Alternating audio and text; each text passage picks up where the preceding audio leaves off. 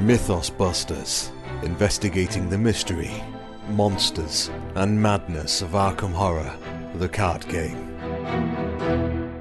Hello and welcome to episode 169 of Mythos Busters, live on our Twitch stream. Thank you. That's Scott. Hello. How's it going? I had to take that shot. That's required by internet law. It is true. It is true. Yeah, you did your duty. We've got Ian as well. Hello. And we've got Justin. Ew. And we're all discernibly equal Star Wars fans. No need to form a hierarchy. We don't need any of that strain on the friendship. Yeah.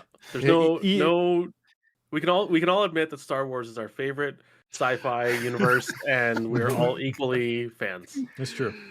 Yeah. The other funny property part is we're already on a tangent, but there was a period in my youth where I would say Star Trek and Star Wars were equal for me. So I think there's a parallel universe out there where... Yeah, but when did Star Wars pull ahead? I'm done. I'm out of here. Thanks for coming for episode 169.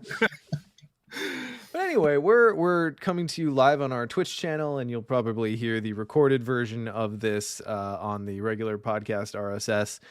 We are post BusterCon, and we've got some fun picks from our vacation to sit you down and forcibly slideshow to you. So welcome. That's mostly what we'll be doing tonight.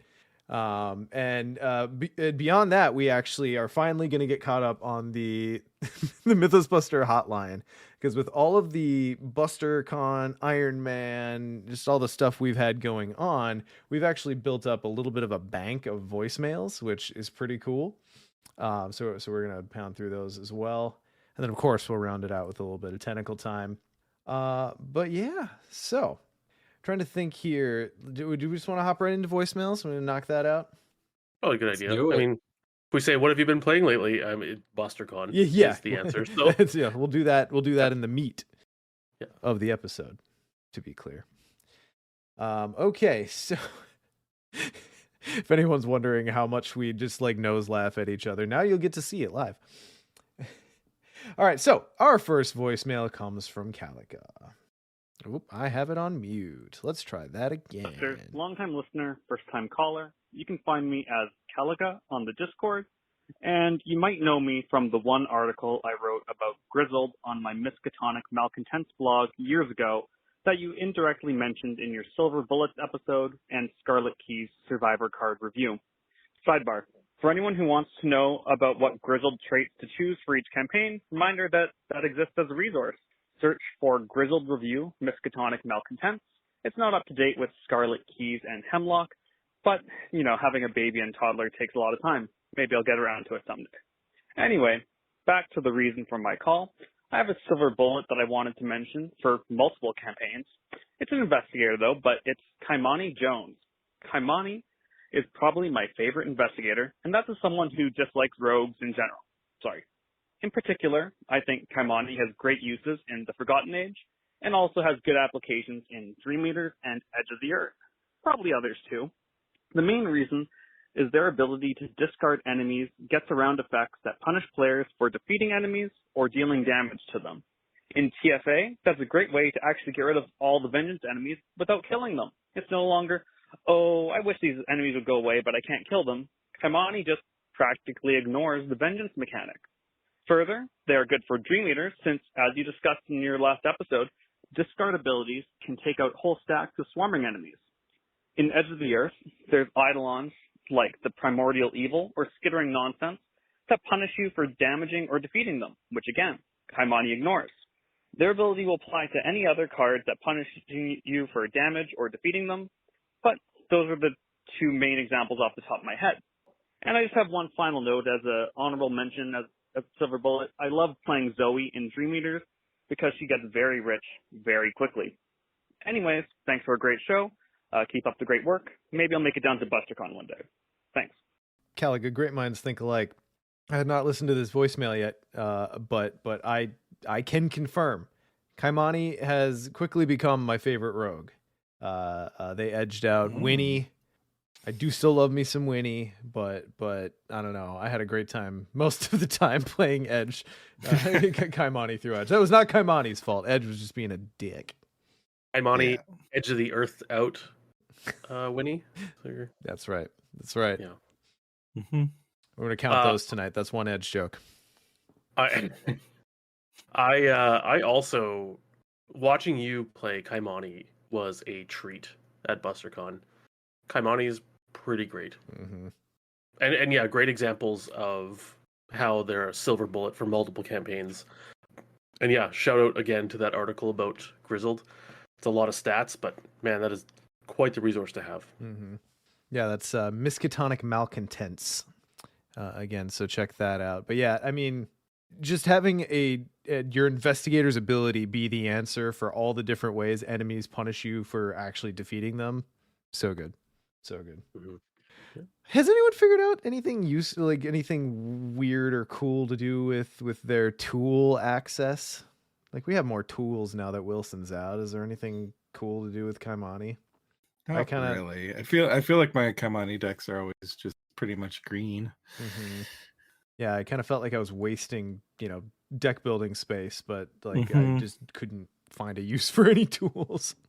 That's such a trap with some investigators. Like, even the Dunwich splash. Like, the amount of times where I'm like, oh, I'm not using my whole splash, but I'm like, but what would I put in? I think this is the best way to go, right? Like, I don't need to you feel like you have to include. Yeah, like my Super Bless Zoe, like Zoe Murder Bless deck, whatever I called it. That one, I think I only used 2 or 3 splash slots. And it feels so bad, but I'm like, the best cards for her are blue, so. Yeah. And there's 30 of them. Yeah, there sure are. and they're good, which makes a good deck, so. Ian, where does Kaimani rank on your rogues gallery? Whew.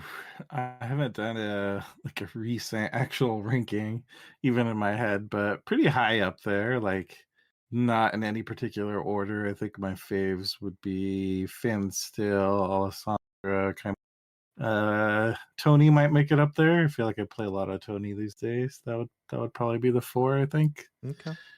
Excellent. Also, just quick point of interest, we'll get to it, but Fox Mask, significantly better than I thought it was in multiplayer. I stand by what I have said about it in the past in low player counts, but in multiplayer, that shit was firing all the time. The amount of extra tokens you got on Fox Mask was out of control. Mm-hmm. Righteous. Okay, well, we'll get to more Kaimani love later, but let's move on to the next voicemail. And this one's from Jadim Jedi.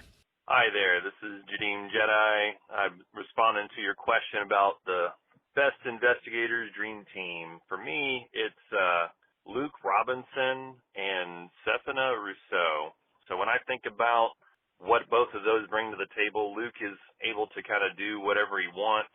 Obviously, he's got the gate box that does some crazy, silly things, and his ability to just use events wherever. He's got good defensive stats as well, and just his overall efficiency is okay, especially when you add in the gate boxes like a free move, so it's quote compression.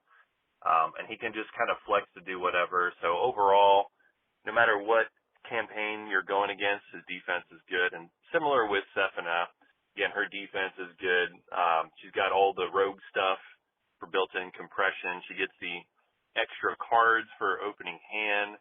She also has extra options for her painted world, so you can use that as sort of a mini tutor to play certain events multiple times over the mission for whatever your team happens to need. And both of them can just kind of handle whatever gets thrown at them and go basically solo. Again, they're pretty flexy and you can kind of build them to do whatever they want. In my mind, the 2 hardest campaigns are TCU and TFA. So having good defensive stats is important for both of those, and being able to move around big maps is important. And of course, purple card access, Mystic access gives you Ward of Protection and Delve, so that you can defend yourself from all those ancient evils, and you can level up more experience with Delve and get all the fun toys. So that's why whenever I have a bad time, I go back to those two characters. Do you think we'll ever bring Delve back into an Iron Man scenario, or do we take it too seriously now? I mean, I think we could have in Edge if we wanted to. Yeah, and we probably would have been fine, at least in the early scenarios. Luckily, I feel like the campaigns have gotten better about just ample XP for the most part. Yeah, I think Dunwich and Carcosa kind of, I don't want to say required Delve, but they may have required Delve. I would hesitate to say, I posit that Delve enacted a tax on the way scenarios and campaigns were designed at the time. And they kind of course corrected, which I'm super fine with. That's 2 extra deck slots I get. I think us pointing out to Maxine when we were, was it Dunwich or Carcosa? I think it might have been Carcosa, pointing at our victory display with like 6 Delves in it. I remember her just shaking her head and just walking away. And I'm like, uh-oh. Uh-oh. You pushed us to this! What have we done? What have you done? Yeah, but anyway, so yeah, so that's a good dream combo. I like that. And I like that everyone I've heard answer this question has a kind of a different take and a different pair. Yeah. Which is really cool. I'm still not sure who mine is. I think Roland and Agnes is probably the one that I have gone back to the most. They're a pretty good power duo. I think my favorite story duo is Skids and Daisy. Of course, yes. Because they're the one you get angry from and then go back to. Your dream pair. Why can't I quit they're you? A canon pair at this point. Truly. Yeah.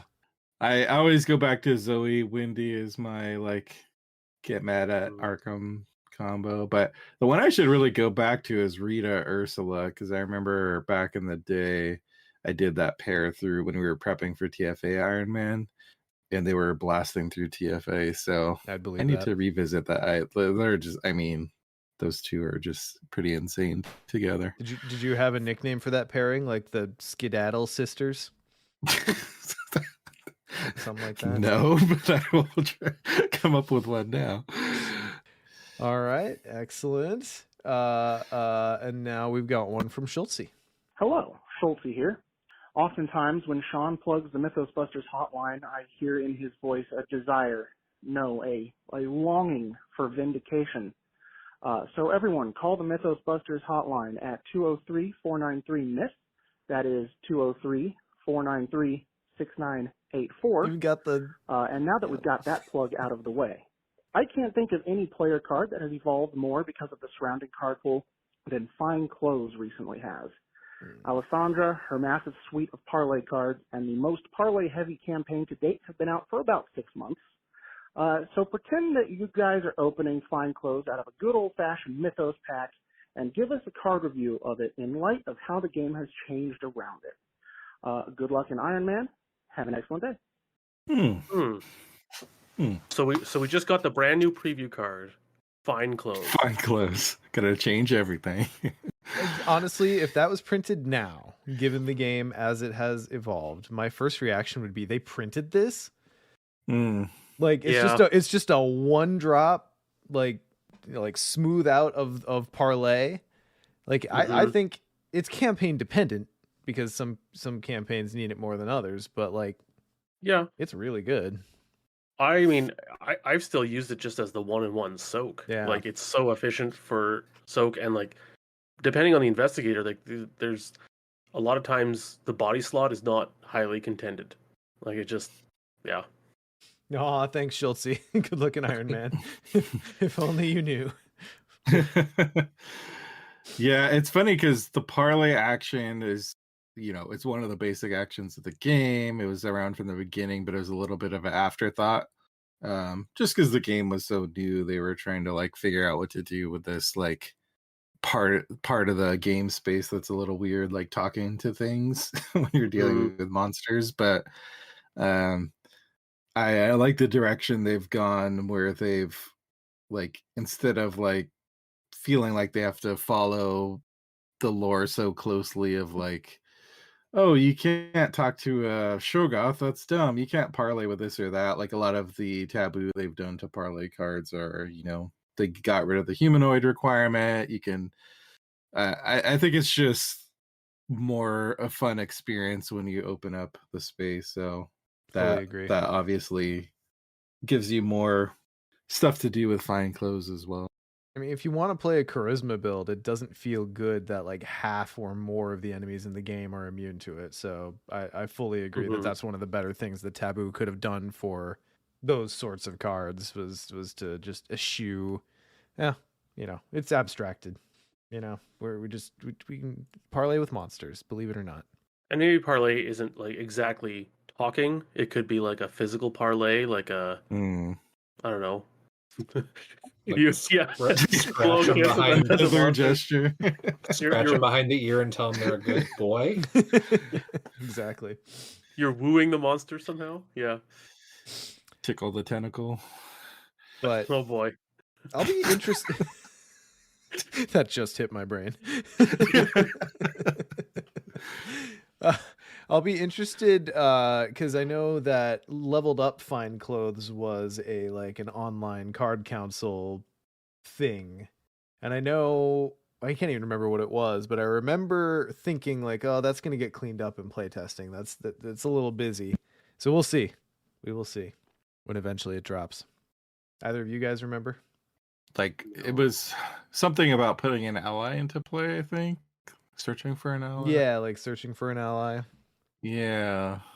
Which I think would be cool. Yeah, it just have to be balanced, I think. I don't remember exactly what it was. It's basically just make it a Charlie card. Yeah. He's got all the fine clothes. That's right. I think I found it. Fine clothes, that's 3 experience. Reduce the difficulty of skill tests you perform during parlay actions by 2. Action, exhaust fine clothes. Parlay, choose an enemy at your location and test your lowest skill X, where X is that enemy's printed health. If you succeed, choose an ally in your hand with cost X or less and play it, ignoring its cost. And it's still 1 and 1. I stand by my take. I think that's going to get chopped up a little bit. Probably. I would agree because I was reading that and could not track it. I mean that one would be. It could be quite good in the what do you call them, the quadruple 3 investigators. Yeah, if you plan for perfectly balanced ones. Yeah. Yeah, interesting. I think the other thing, if fine clothes dropped right now, I would look at it and probably realize it's a mannequin in the art. Yeah, okay. Oh, we can talk yeah, about that right. for a Yep. minute. All these years, how did that even come up, Sean? Because I remember gosh. being like, I've always thought it was just this weird abstracted art, and then someone mentioned it at BusterCon. Yeah, and I can't remember if it was before or after I was talking about suggestion, because that one dawned on me too. But like I've been making the joke for years that card was rendered in Last Engine's art, or with the Last Generation's engine, and it makes so much more sense that it is meant to look like a mannequin. You just could see us both getting our mind blown at the same time. I was 2 weeks ago old when I learned that it's a mannequin. And also, well, yeah, I was gonna say suggestion. And also suggestion. Yeah. Also suggestion, which was like my secret Kaimani silver bullet for my build for Edge of the Earth. That is a marionette in that art. Mm-hmm. That is not just a regular investigator. I always thought it looked a little wonky, but like when you actually look at it close, it looks a little wonky because it's a marionette, and the art's significantly better once you realize that. Mm-hmm. Well, before we were clamoring for the ghost investigator because is it Stand Together? Yeah. But now we need the mannequin investigator. The mannequin, the marionette, and the ghost. Yeah, mannequin with like a marionette signature ally. There you go. It's all just in a 1920s Pinocchio theme expansion. I'd watch 3 seasons of this easily. Yep. All right, so thanks to those who have called, and let's move on to the last little bit. So we have a slew of puzzly voicemails here. I'm going to play them in the order that we received them in. and we'll see if we can figure them out. And boys, I'm counting on you to be quickly pulling up cards in the background here because I'm Give me 1 second to get a piece of paper. Hold on. I'm a little bit limited in my ability to manipulate my web browser because I've got the slideshow for the stuff. All right, All right, I'm ready. here we go. Are you listening? Riddles and Rain, Agenda 3A, Guardian Cards, TDL 18 and 148, PTC 22 and 106, TDE 20, 157, 196, and 2, 3, 4, EOTE 21, TISC 1, and ISD 10 and 18. Well, That was so many. it was a Stopped lot. being able to follow. Yeah. So here, I did not get them all written down. I'll run it through and pause as we go here. Are you listening? So we got Riddles and Rain, Agenda 3A, Riddles and Rain, Agenda Guardian 3A. Cards, TDL Guardian Cards, TDL, which I assume is the Dunwich Legacy, 18 18 and 148, and 148. PTC PTC 22. Pat the Carcosa, right? Yep. and 106, And 106. TDE TDE. Oh, the Dream Eaters. TDE. 20, 157, Oh, God. I already lost it. TDE. 3, 4, EOTE 2106, TDE 20, 157, TDE 20 and 157.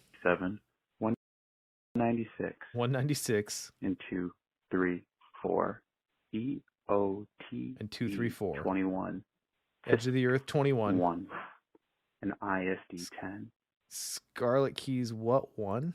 and ISD 10, TISC 1, Scarlet Keys 1. and ISD 10, and 18. And ISD. What was ISD? IFD? What am I missing there? I have 21. no idea what ISD is. TISC 1, and ISD 10, and 18. So, full disclosure, while we puzzle through this for a moment, we've got ISD Imperial Star Destroyer. Yeah, that's exactly what that Well, that's was. what I thought too. Yeah. That's the first ISD. Everyone knows what that is. So is there a standalone with those initials? I'm trying to think through them. Investigator starter decks. Oh, Investigator Starter Decks. Oh, there we go. Okay. So Riddles and Rain Agenda 3A, I have looked at that because someone pointed us at that before, if I'm remembering correctly. And it's just an agenda with no game text. And it's 3A specifically, so it's just the front side. So like, is it just the title? Are we supposed to look at the title? What is the title? The connection. Is that the hint? Possibly. These things are all connected? Quite possibly. Quite possibly. Okay, so Dunwich, player cards. Yeah, so 18 is teamwork and 148 is stand together. Okay. So got a little bit of a theme going on. Mm-hmm. Arcosa 22 is let me handle this. Okay. Mm. So we're looking at pretty intense teamwork cards here. And then Mhm. 106. 106 doesn't exist. Goes to 105. I think it's in Echoes of the Past, Agenda Heroic 3A. Rescue. Oh, that would be the. Okay, and Heroic Rescue is another thing that lets you pull the enemy Yeah. off. And okay, so we're So Dream Eaters 20. Oh, geez, there's a lot of them. 20 is Solemn Vow. okay. These ways to juice Calvin up quickly. Nailed it. 157 is Self-Sacrifice. Okay. Are these all just like... 196 is Safeguard. Okay. Okay. It's just Carson's kit. Is this a Carson deck? Did someone just share their Carson deck? 134 is Heroic Rescue level 2. Okay. I think Carson is TSK 1 Okay. if you are in the investigator set. And then Edge of the Earth 21. Is this a teamwork stand together? Let me handle this Heroic Rescue. So it's Carson deck? Edge of the Earth 21 is Get Behind Me.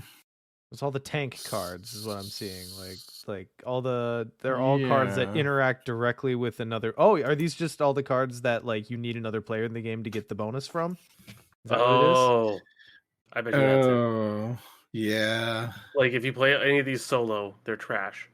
They're non-boas solo. They're non-bows Yeah, with these solo. are probably all. They're no-low. No-low. Yep. It could be like in one of our episodes said, "Oh, what are the cards that are like multiplayer only or something?" Yeah. Okay. I feel pretty good about that I one. think that's what it is. Yeah. I feel pretty good about We that did it. We cracked the case. one. All right, cool. There's 4 more of these. All right.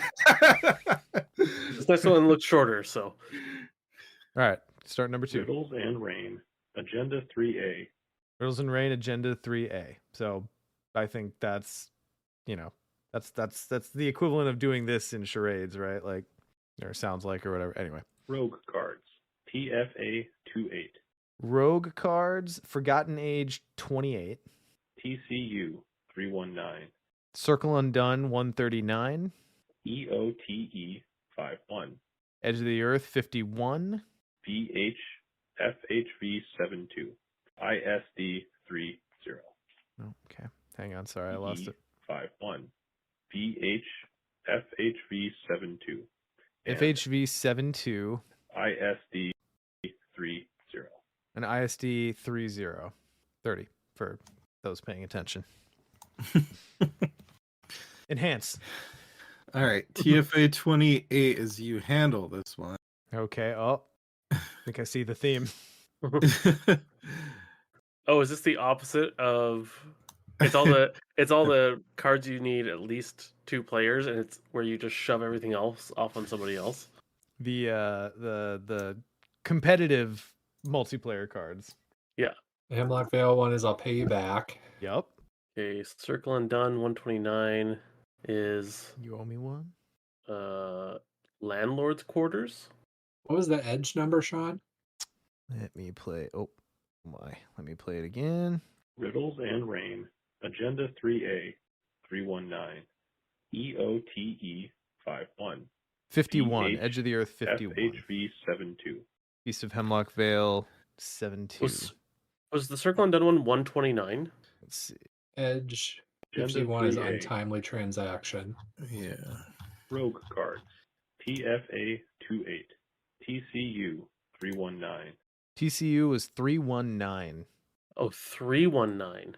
EOTE Goodness gracious, 51. that's far. FHV 72. And You owe me one. ISD Nailed it. 30. I suppose that's right. For the ones that released in the old fashion, the numbers are different than we would see them now. Yeah. You're not going to see player cards with 300 on them anymore. Yeah. Interesting. Okay.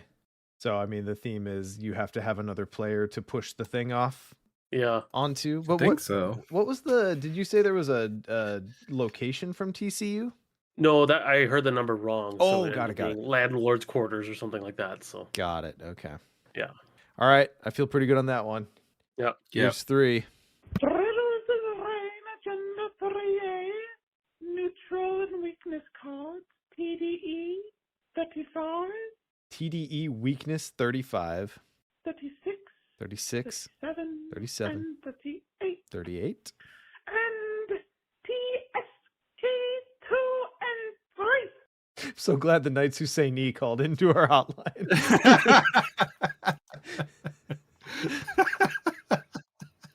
I'm here for it. I can't unhear it now. Dream Eaters. Come on, start. There we go.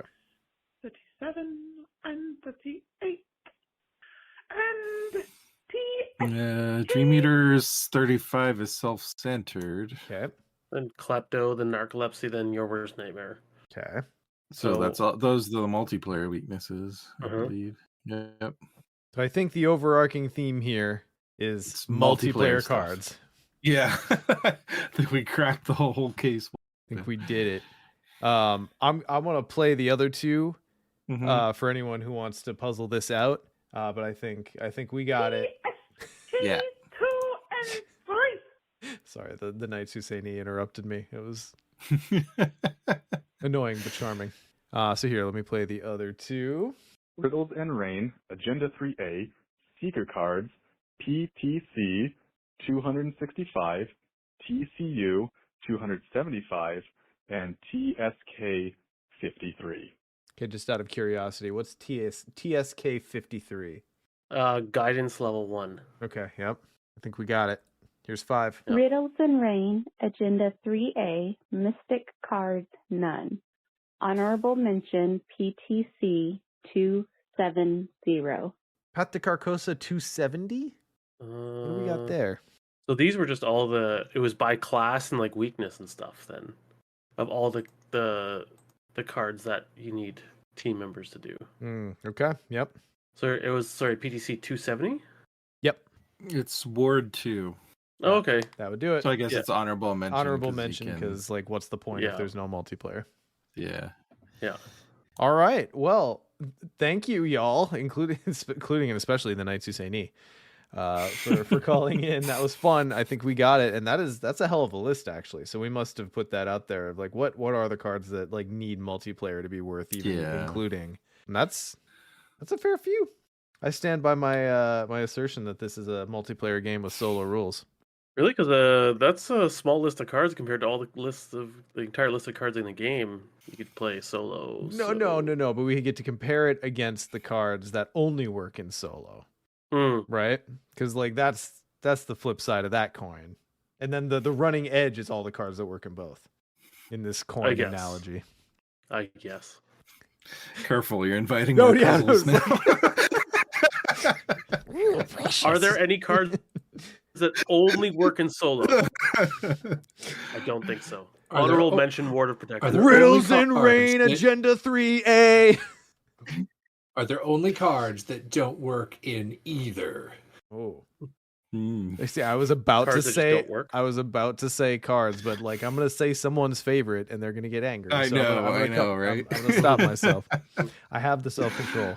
Well, excellent. That is everything. That is the catch up. Thank you, everyone, for calling into the Mythos Busters hotline. As always, it is fantastic to hear from you, boys. Let's talk about some BusterCon. Do it. And everyone watching, bear with me. I know the screen's gonna be a little busy. I did the best that I could with it, but I think we're gonna get through it just fine. Okay. And while you're pulling that up, Sean, another shout out to, if anybody's just listening to this, be sure to go back to our either Twitch channel or YouTube to see the visuals, or we've got links in multiple places to the photo album where all this stuff is stored, including on our main BusterCon page on our website. Hell yeah. It's out there. If only you want it. So guys, BusterCon was a couple weeks ago. Was. It sure was. It already feels like several months back. See here, I still haven't recovered, so it feels fresh for me. That was going to be my question, is have you boys recovered? No, but we're working at it. I think so. We're working at it. I traveled the weekend immediately afterwards, so it was like BusterCon, work, travel, and then this week, and so we're getting there. So did Scott. I traveled from BusterCon to a work travel. Look, in the Misery Olympics here, Scott wins this one handily. Yeah. Well, I don't know. I heard that there's a trade for that. Is he can win that, and then you win the Star Wars. Is that the negotiation? I mean, for those who didn't hear my woes, I left Sunday afternoon, leaving Dead CCG Day early, which broke my heart to go to this conference for work where I was asked to speak on my my work position. It was a great opportunity, all that stuff. So I had to take it. And then the airline lost my luggage, and I didn't get it back for 3 days, and that had all my businessy clothes in it. So I had to miss the first half day of the convention or the conference. Sorry, and go buy a new wardrobe, and it was just terrible. And I got the suitcase back the evening before we left the next morning to go home. So I was sick. It was great. Yeah. So you win. I traveled, but nothing went wrong during my travel. So. But yeah, so BusterCon was a thing. So I guess we'll just kind of walk through the days. Here's a before picture, and it's not even true before. This was after we had been working at it for a half hour, but the room slowly took shape. Sorry, it was on the wrong slide. And when we got there, it was just assorted tables and chairs. Yeah, that was kind of it. They weren't even in lines. Yeah. So, I mean, I suppose before we like get into the timeline of it here, big hits. So we've got the photo album out there. Justin, what was the final head count this year? 125 plus. I don't remember like where we quite got past that, but yeah, last year we were at right around 100. So throw another 25 people in there, and I know we had some people who couldn't make it this year who were there last time, and yeah, it felt like a good number. I mean, I think we could have comfortably fit a few more in the space. It wouldn't have felt overcrowded, but it was good. I'm glad we got that second room. Yeah, for sure. Yeah. And the second room was fantastic, and it also helped the bell kind of sit in a more opt-in type position. So and a much more ominous spot, right? True. Like instead of off to the side for anyone who was there last year and not this year.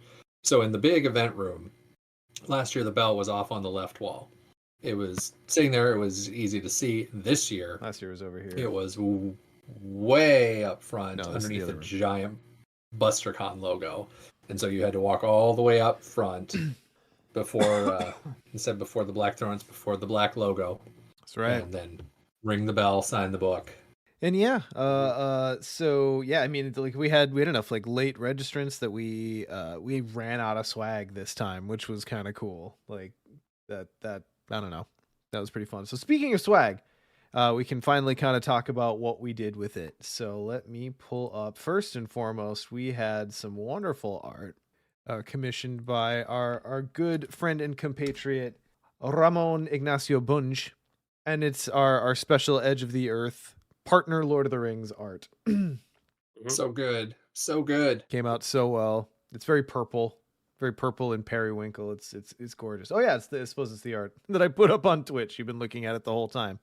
The photo I have up here is a little washed out or a little darker. It is closer to what is in the background of this stream. It is bright. It's closer to what you see on my Iron Man jersey. It's very cool. Yep, so the art came out really well. We actually had this art commissioned specifically for the Tickle topper, so very similar to the exploration deck topper that we did for the Forgotten Age. We had this art commissioned to just slop right on top the Tickle deck. Everyone knows where it's at. I think it worked really well. I always like to think of this art like we took I guess the ideas, like you said, from the Fellowship, the 9 from Lord of the Rings. But there's that dog down there. That must be Gollum, right? That's right. Yeah. The good version of Gollum. Yeah. What are you talking about? He was good in the movies, right? That was the good guy? I mean, definitely the most captivating parts. So we got the Tickle topper, of course, the return of the Buster board. We had to make these available for anyone who missed it last year. Now people could potentially have a set, right? Mm-hmm. We got our standard stickers. We got our Live, Laugh, Love, Ancient Evils, which no one's ever sad to see. I always love when that shows up. Restock of I'm sad when they show up from the deck. Well, that's true. That's true. By the end of Iron Man, Scott was handing out cards from the encounter deck, and every time he'd hit one, he'd be like, "Fuck, live, laugh, love." Can live, laugh, love. Yeah. Swarm cards, and of course, I think possibly most exciting for us, the Woods of the Black Goat is in its final form, and we got to drop that at BusterCon this year. So yeah, With such a packed schedule, though, we didn't even have like a set time to play it. No, like we didn't set aside like, oh, here's an event time. Right? It was just like we got too much other stuff to do, so this is for you to take home and play there. Yeah, I don't think. Everyone graciously helped us play test last year, so it was an opt-in, play it on your own time situation this year.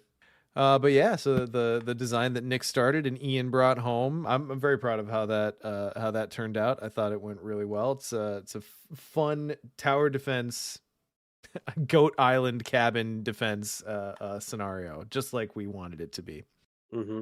And if anyone doesn't like it, it's Nick's fault. Exactly. Mm-hmm. Exactly. Always. Anything we do that you don't like, Nick's fault ever. It's just standing orders. Point of interest for anyone who might endeavor to play this in the future: bring killing decks. Like there are use for getting clues, but like the primary thing you're doing is batting enemies away. It says it on the tin, so just be prepared for that one. It's a slog of a fight. and in it the best is way possible. you can win. You can successfully get through that scenario without discovering a single clue. True. You could take 4 killers, and actually, that might be the optimal way to play. I'm not sure. You'd miss out on like the coolest piece of the scavenging puzzle, though. Or Yeah. The reinforcements. So bring scene of the crime. There you go. There it is. It will always trigger. Well, yeah. So that was really fun. It was very fun for me to be able to play Goat for the first time with real cards, because for how long we got to test it a little bit last year, but for how long that existed just in digital form while we were testing it, it was very cool to see it like fully realize. Yeah, because this was, Sean, where we're playing here with Morton and Chad. This was your first time as well playing it with the physical cards, the final version. Yep. Yeah. First and to this point only. So looking to get some more reps in.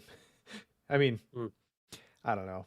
Ian, I suppose Ian and Scott, yeah, you can speak to this though. When you've play tested something for a while, it's kind of like I'm gonna let it be. I'm gonna let it be. Yeah, when you've played it a dozen times, it's like, all right, here's the final version. And you're like, neat. Yeah. I played version 1 through 12, and I'm tired. Yeah, exactly. Yeah, it's so weird. It doesn't even feel like this way with Fortune and Folly too. But then once you take a good amount of time and play it, then it's almost like a new scenario again. True. Just got to give yourself some distance. That's right. That's right. It doth make the heart grow fonder, right? Mm-hmm. All right, cool. Well, so that was kind of the scoop on swag for the year. So when it started for us on Tuesday, Scott rolled in, and we ended up while Justin was still doing a little bit of prep work, Scott and I did our normal Star Wars CCG. We also did trivia that night. Yeah, we came in third actually. We came in third. Night. Yeah.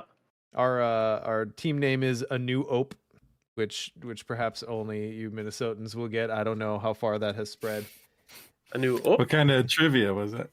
It was general trivia, and Scott was a great addition to the team. I'm normally pretty good with like the pop culture stuff and like movies and references, but like Scott was, and I'm terrible. Yeah, okay, but the Canadian was sitting here like nailing all of the like civics, the U.S. civics questions. That sounds right. And then making fun of you and Megan for me getting it. Like, is it Secretary of State? And Scott's like, yes, it's Secretary. Yeah. But it was a Surgeon General. Oh, Surgeon General. You're correct. You're correct. Yeah. It was one of those. A few of the international questions too. Yeah. Yeah. Anyways. Anyway, we made a great team. It was a great mix. That's right. That's right. And it's the farthest It was an international coalition. It was the farthest we've gotten at that particular trivia night too. So. But then Scott and I continued our age-old battle of Star Wars CCG. I think it went well for you this year, mostly. It did. Yeah, this is did I we only played 2 games, but I think I swept you. Yep. Wow, that is my memory as well. Yeah.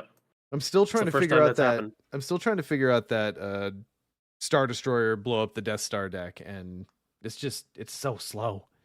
And I don't have a lot of the right cards. Set your course for Alderaan? Yeah, set your course for Alderaan. We'll work on it. We'll work on it. Yeah. We'll work on it. Yeah. We'll workshop it. Yeah. But anyway, that then brings us to setup day. So we had all of our swag assembly, we spent a ton of time moving tables and chairs around, as I mentioned. Justin helped in exactly equal amount that day. Yeah, truly. Everyone showed up right on time. No one strolled in when we were like tying the ribbon on the thing. But I mean, that makes sense because we all equally love Star Wars as our favorite space. Fandom. I think those two things are they are tied together forever. Justin, I think one of the more notable additions to BusterCon this year was your free shit table, because it was epic. It was a thing to behold, and it refreshed every day of the con. It really did.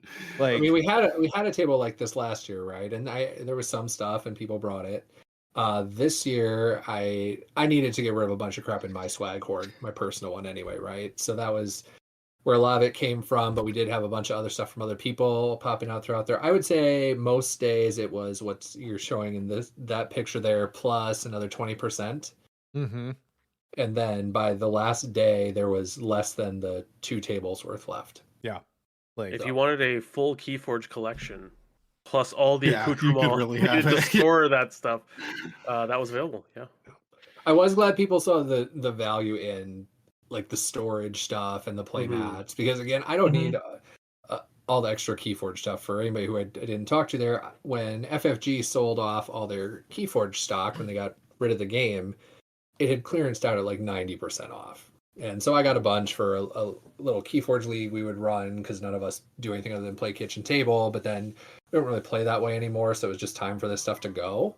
And so yeah, there were, I don't know, probably 50 to 60 play mats, a bunch of the storage stuff. I was just for the hell of it being like, man, I wonder what the MSRP on all the stuff on there was, because again, I like, that's not actually what was paid for any of it, but it was about $3,500 worth of MSRP that went through the free stuff table this year. that's impressive. A lot. It was a lot of stuff. But the I don't know, you had the system down where like people would filter through and be like, oh, new stuff, so they knew to check every day, and they were never disappointed. There's always new stuff. Piece of candy. You gotta keep them coming back, because if it's just all there right away, then people might be like, I looked and I don't need it. But if they gotta keep coming back, yes, the insidious effect of intermittent reward systems. All right, so then of course that leads us to our annual tradition, where we all go and eat far too much sushi. But Scott had a special surprise for us this year. Yeah, you did. And we all got lightsabers for chopsticks. Yeah. I saw these on some social media thing like a week before I was coming. I was like, oh, these are on Amazon. Oh, they're $20 for a pack of 4. Well, that's an easy decision. So I just knew that all of us being avid Star Wars fans, and that it being our favorite science fiction franchise, every all single 4 one of us. Yeah. I did like how we had didn't need to have much of a discussion about which color of them went where either. That was pretty easy. Yeah. Truly. I did like how that turned out, because Luke's green lightsaber in Return of the Jedi was always my favorite. So yep, and Mace Windu, of course, only purple lightsaber that's ever made it to an actual numbered Star Wars movie somehow. Yeah. Oh, and I guess since this will also be on podcast form, I got the red Sith ones, shocking no one who knows me. And I got the blue ones because I love them all equally, and it's whatever you guys wanted. So it's just blue is the most like classic consummate lightsaber color, so that makes sense to go to you. It's true. Yeah. It's very true. Those were so cool, Scott. I know we said thank you that night, but I know. It was fun. Yeah. We had like 3 separate people walk by the table and be like, ooh, those are really cool. Including the guy wearing a shirt that said Death Star plans. That's right. Yeah. It was so good. I will say though, they were more slippery than the wooden ones, and so sometimes grabbing the actual sushi, it made it more difficult. Takes some skill. Yeah. Had to use the force a bit. But, you know. So then I suppose that leads us to open. So everyone showed up promptly. I think when we opened things up, I think what do we have, like 80% of our registrations were in by noon on that first day. It was something like that. I mean, we shocked the FFZ staff, because they apparently had a discussion of like, why are they doing this on a Thursday? Like, I guess most of the cons they have there are not 4-day events. It's mainly weekend or 3-day events. And then when they saw the number of people we had coming through right away, they got it. Yep. Yeah. No, we don't half-ass it here at Mythos Busters Incorporated. Yeah, we had people lined up out the door. Just they were streaming in. I don't think I have the video of that uploaded yet, but yeah, just snaking all the way through the game center. Mm-hmm. And it's always fun. They just need to learn how to host a scenario or host an event like ours. So yeah, we know how to look at us hold up Nick. Oh.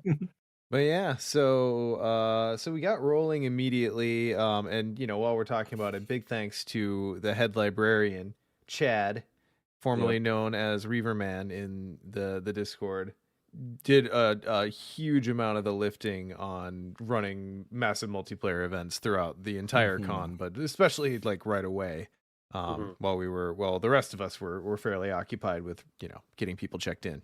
So. But yeah, I have to say that it's unfortunate. Outside of Iron Man, I only got to play like one game of Arkham each day, and the rest of the day was just kind of like being busy and running things. I know that first day we did get to play, at least some of us got to play the blob that ate Blob? everything else Yeah, okay, for the that was first Blob then. time. I'd never played that one before, that version of the blob, so that was fun. Yeah, and That was. go I ahead. was gonna say that one was fun. Helping run because the blob that ate everything else has some extra stuff you can do as the event runner person. That's So right.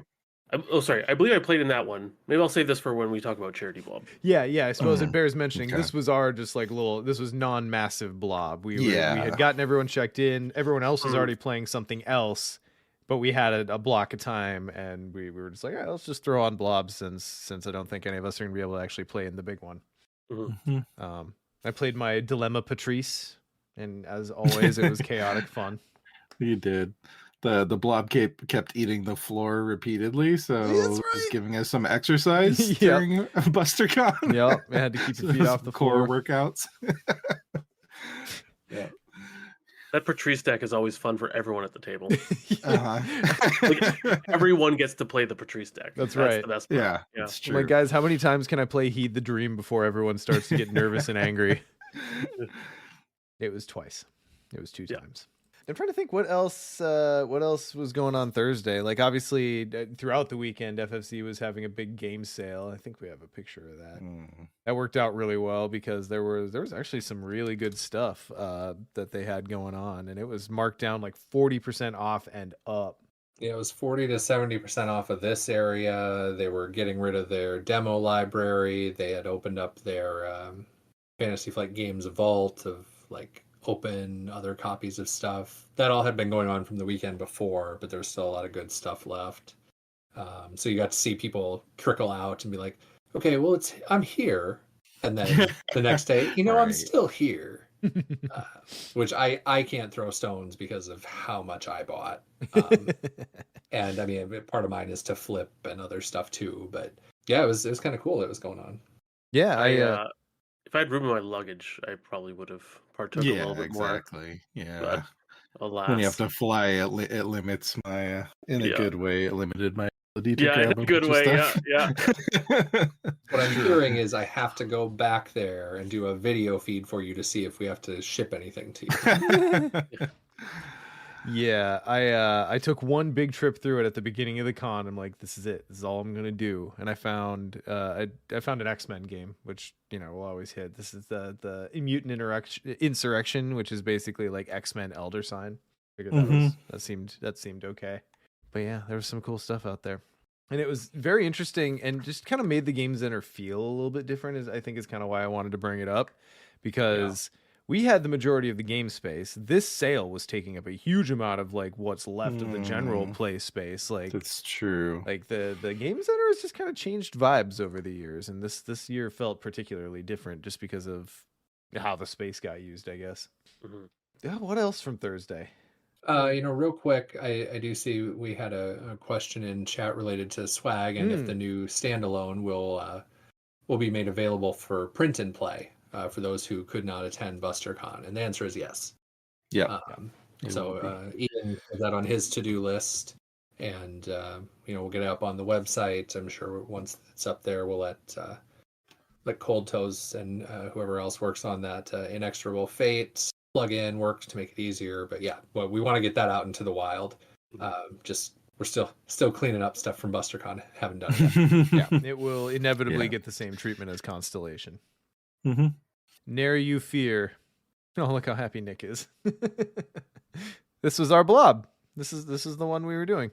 Okay, so Friday, guess what? It was more Arkham.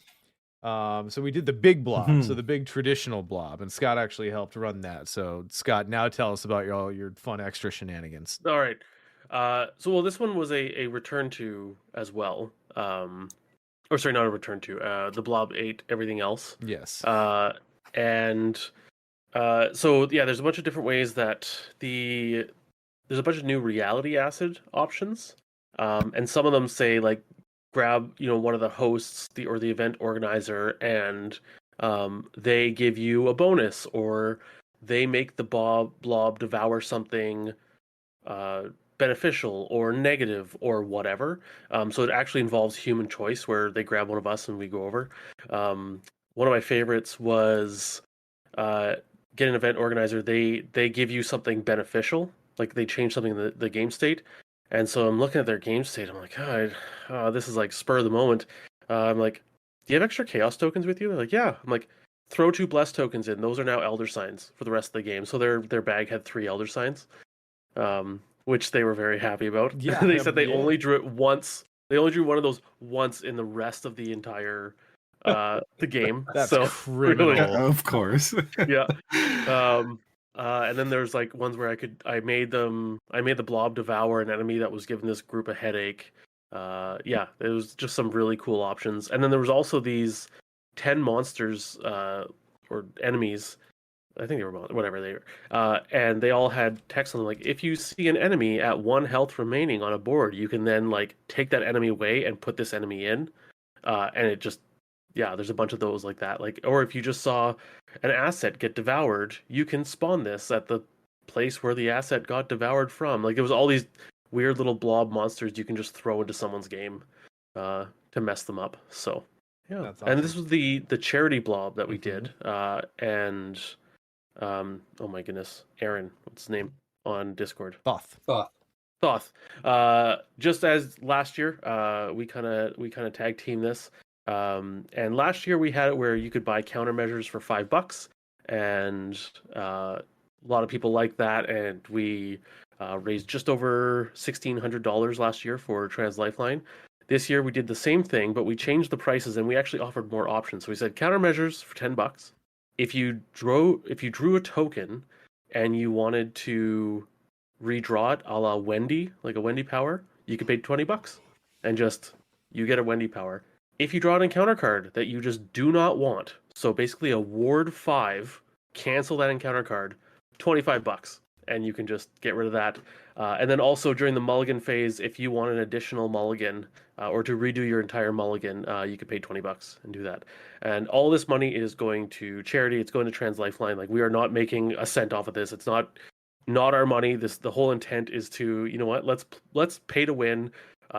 It seems really fun. I've seen this at local game stores where they have like Warhammer tournaments, and you bring in canned goods, and the amount of canned goods you bring in like affect the game somehow, right? Like, it's just all for fun. And this year we raised, as far as we could tell, $1,570. But I think there are still people who are just like, they knew that they could just cancel a card for $25, so they donate $25, but they didn't tell us necessarily. Last year they had to because it was all countermeasures. But this year, so. And we did have a few people ask to confirm what the charity was and all that, and I think they donate after. So I'm sure we surpassed it. I think so.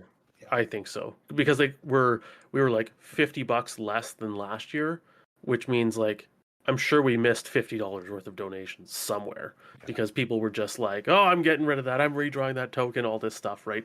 Yeah. So anyways, it was super fun. People loved it. There's a picture of Maka here with, I don't know if you have that one up. Yeah, I put that on the list too. And Scott, maybe you can actually describe it. I played in the blob the first day with Maka. I try and get at least one game in with him every year when he drives in, and just some shenanigans with traps I don't understand. And then all of a sudden someone was like, you gotta go see what this guy is doing he's got like 7 blobs lined up. I'm like, I don't even know what's happening, and so I walk over and he's like, hey, look at this. I believe what's it called? Improvised trap. Mm-hmm. And so he somehow they were walking enemies through the location to trap them there, and they were each taking a damage each turn because of the trap. Yeah. So they couldn't leave, and They they were couldn't just slowly attack. being killed. Yeah. Yeah, they couldn't leave, they couldn't attack, and it was like at the end of the round they take a damage. Yeah, And so. it appears to be parallel Pete here, with regular back. So I'm seeing both Guardian and Mystic Splash here, but maybe I don't know parallel Pete's deck building that well. Yeah. Nonsense. Yeah, absolute nonsense. It seemed really cool. So. And then, oh my god, Sorry, makeshift trap, not improvised trap. Yes, makeshift. Yep, you're 100% correct. Yeah. I see. We have a point on the spill here. I guess that's my story to tell. Yeah. So, I guess let me throw the picture up here while we're expounding. So after we finished Blob, I had set my quiver down on the desk and had sat down for a while. And then we were getting ready to go do something. I was getting ready to go finalize stuff for the panel. And I picked up my quiver, whose lid I had left unzipped for some reason. And out pop most of the cards that were in the quiver. So I sat there staring, contemplating my life and the sum of all my failures for a moment. And I think I made a pitiful enough noise that everyone looked. and yes, you did. At a certain point, I had to like lay down in my shame and collect myself. But it was okay. Thoth and Nick were nearby, and they graciously helped me scoop everything up. So in addition to going and finalizing everything with the panel, I also spent 20 minutes sorting the cards in my quiver back into the order they were supposed to be in. So yeah, that was the spill. It was a moment. It was a moment in time to tell the tale. That's right. Zip your quivers, kids. Yeah, always keep them zipped. That sounded like 1920s slang. Like, zip your quivers. Zip your quivers and take your best girl out to a talkie. Now hit the brakes. I do appreciate that in this picture, if you look closely enough, you'll see an alt art promise of power that was being given out by Comfort Noise. And it was my favorite thing to hand someone that promise of power and watch them work it out. Shoot, do we have a picture of that? I might go grab it. Yeah, there were some, while you're looking at that, I don't think we put a ton of them in our list yet, but there were a lot of fun alt arts and other things. The community is so creative. So we had, I'm sure I'll forget some of them, but there were, Comfort Noise had a couple different ones, I think. Chad had the Ghoul-Aid Man. Yeah, so Head Librarian had the Ghoul-Aid Man and some different, I think, customs from the Chill and Cold set. And then Cold Toes had the Fine Clothes that was the penguin version. The Wuck Wuck penguin. Oh, yeah. Yep. The Wuck Wuck Tux. Yeah, there you go. I forget the username for the person who does the different little label strips for the name tags. The badges, like the strips that go on your lanyard. And he was formerly the #1 Ichtaka simp, but I think they have changed their simpage since then. Yeah. Is that allowed? Is that allowed? I don't know. Ichtaka might come for you. Yeah, and there might be some others as well, but I mean those are just the ones that pop to mind. #1 brick simp is what Andy's simping for nowadays. I don't know if that's like Brick from Borderlands or just like there's a story there that I'm unaware of. But yeah, like so many cool and like sorry, did you mention Caitlin running around with the No. Yeah, so Caitlin also, in addition to bringing just gobs of baked goods, also was walking around with little snowflakes of varying colors that people could get sewn into their con lanyard, in recognition of Edge. So that was cool. Like I'm saving my lanyard and badge from this year because I've got like 6 different things on it from all the people bringing all the cool shit. Agreed. And then I will mention it here because we're talking about the custom stuff. But Anti Markovnikov had name badges for Iron Man. Yes. Oh yes, that's right. So like he had bothered to go and grab all the team names and actually give badges for that. Yeah, like my lanyard this year was loaded. because Yes. everyone was being so like awesome and crafty. Yes, it was very much. I remember messaging with him ahead of time, and he's like, "What do you think of this?" And my response was, "We will fund it if you can do it." Yep. We're a little busy otherwise, but I think I have 3 name tags for that because I have the Edging Busters, one that says Mythos Busters, and then one team, because I didn't kick them out of a table, gave me an honorary one of theirs. That's awesome. That's great. So then Friday concluded with the dev panel. That was a lot of fun. So we got to sit down with Duke and Nick and Waleed this time and talk primarily about Feast of Hemlock Vale. But since Waleed did not work on Feast of Hemlock Vale, we got to just ask him some more general questions. That was fun. I got to listen to the edit of that today. Thanks, Scott.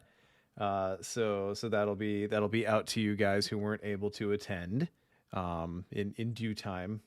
I believe that will be our December episode. There you go. Just as a heads up, so no one's waiting for it for too long, you'll be hearing what we're doing right here tonight in October, and so then that will be our December episode. Yes.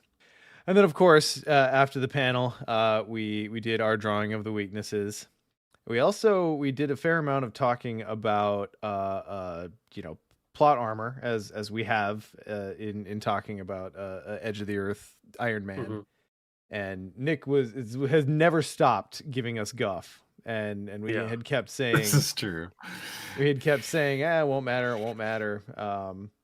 But anyway, so we had, I suppose we had the devs pick our first kill, our partner airplane crash kill from Edge.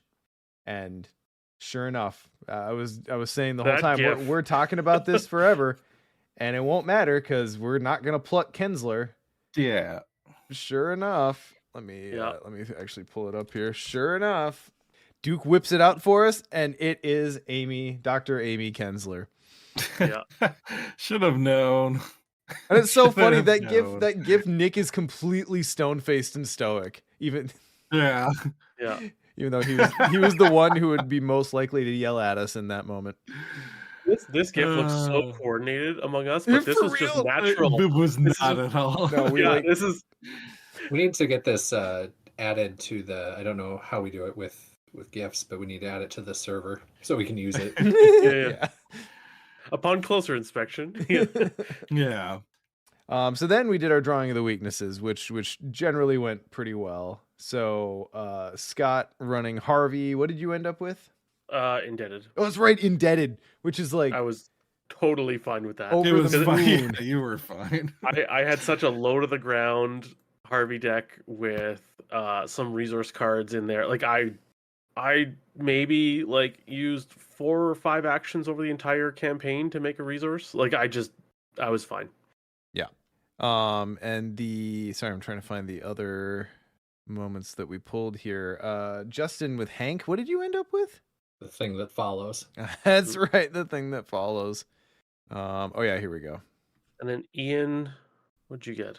Yeah, I was playing as Darrow and I got Psychosis, which I don't think actually pinged me once throughout the campaign. Well, there you go. It came up a few times, but it didn't go. I was pretty happy with that. Yeah. And then then of course Sean, I made the mistake of leaving myself for last, and God knows fate couldn't let it be. Yeah. So I'm playing Kaimani. Then I didn't really have it in my head like which ones I should really be afraid of. I figured anything that like made me investigate would not be great, but I could work with it. And I pulled leg injury, which if no one remembers what leg injury does, is it can be healed off by like a point of damage, and after you do one of 3 things, one of which is move and evade, you can't do it again, any of those things for the remainder of the round. And like that's literally and figuratively and everything in between crippling in Kaimani. So alas, I had to I look very happy about it. I had to renounce my pride, and I was a coward, and I rejected my fate, and it all ended up fine. Very dramatic though. Very dramatic. This is also all on the dev panel audio episode. I kind of cut it up and I left it in so you can hear some of our emotional reactions and the screams, and then you can hear Sean admitting that he is a coward and rejects his fate. So, little treat for y'all when that comes out. Yeah. So, anyway, but it all went really well. Friday was a blast, and Saturday was the game. Was the true game? Was the centerpiece? The game, yeah. So, yeah, I suppose. So we had some decent cosplay on Saturday. I'll start throwing some of those up here. But it was mostly Iron Man. So we played Edge of the Earth Iron Man, and we played it. Yep, it happened. I think it went well. It was the last two scenarios that kind of got a little dicey, but we still prevailed. I'm sorry, backing up this picture, capturing the moment that we pulled Kensler. That's the face I was expecting to see on Nick. That's what we wanted. There it is. Yeah. Oh, I suppose we cannot forget for a moment poolside breakfast. We must. Oh, yes.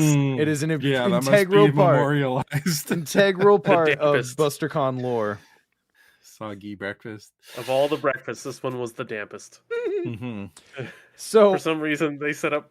We had enough people in the hotel block that they set up like breakfast separate from the normal breakfast for people in the hotel block. I think just to crowd control. Yeah. There was a massive event in the ballrooms that night, and so I think they needed the whole day to set up for it. Yeah, I think it was a wedding.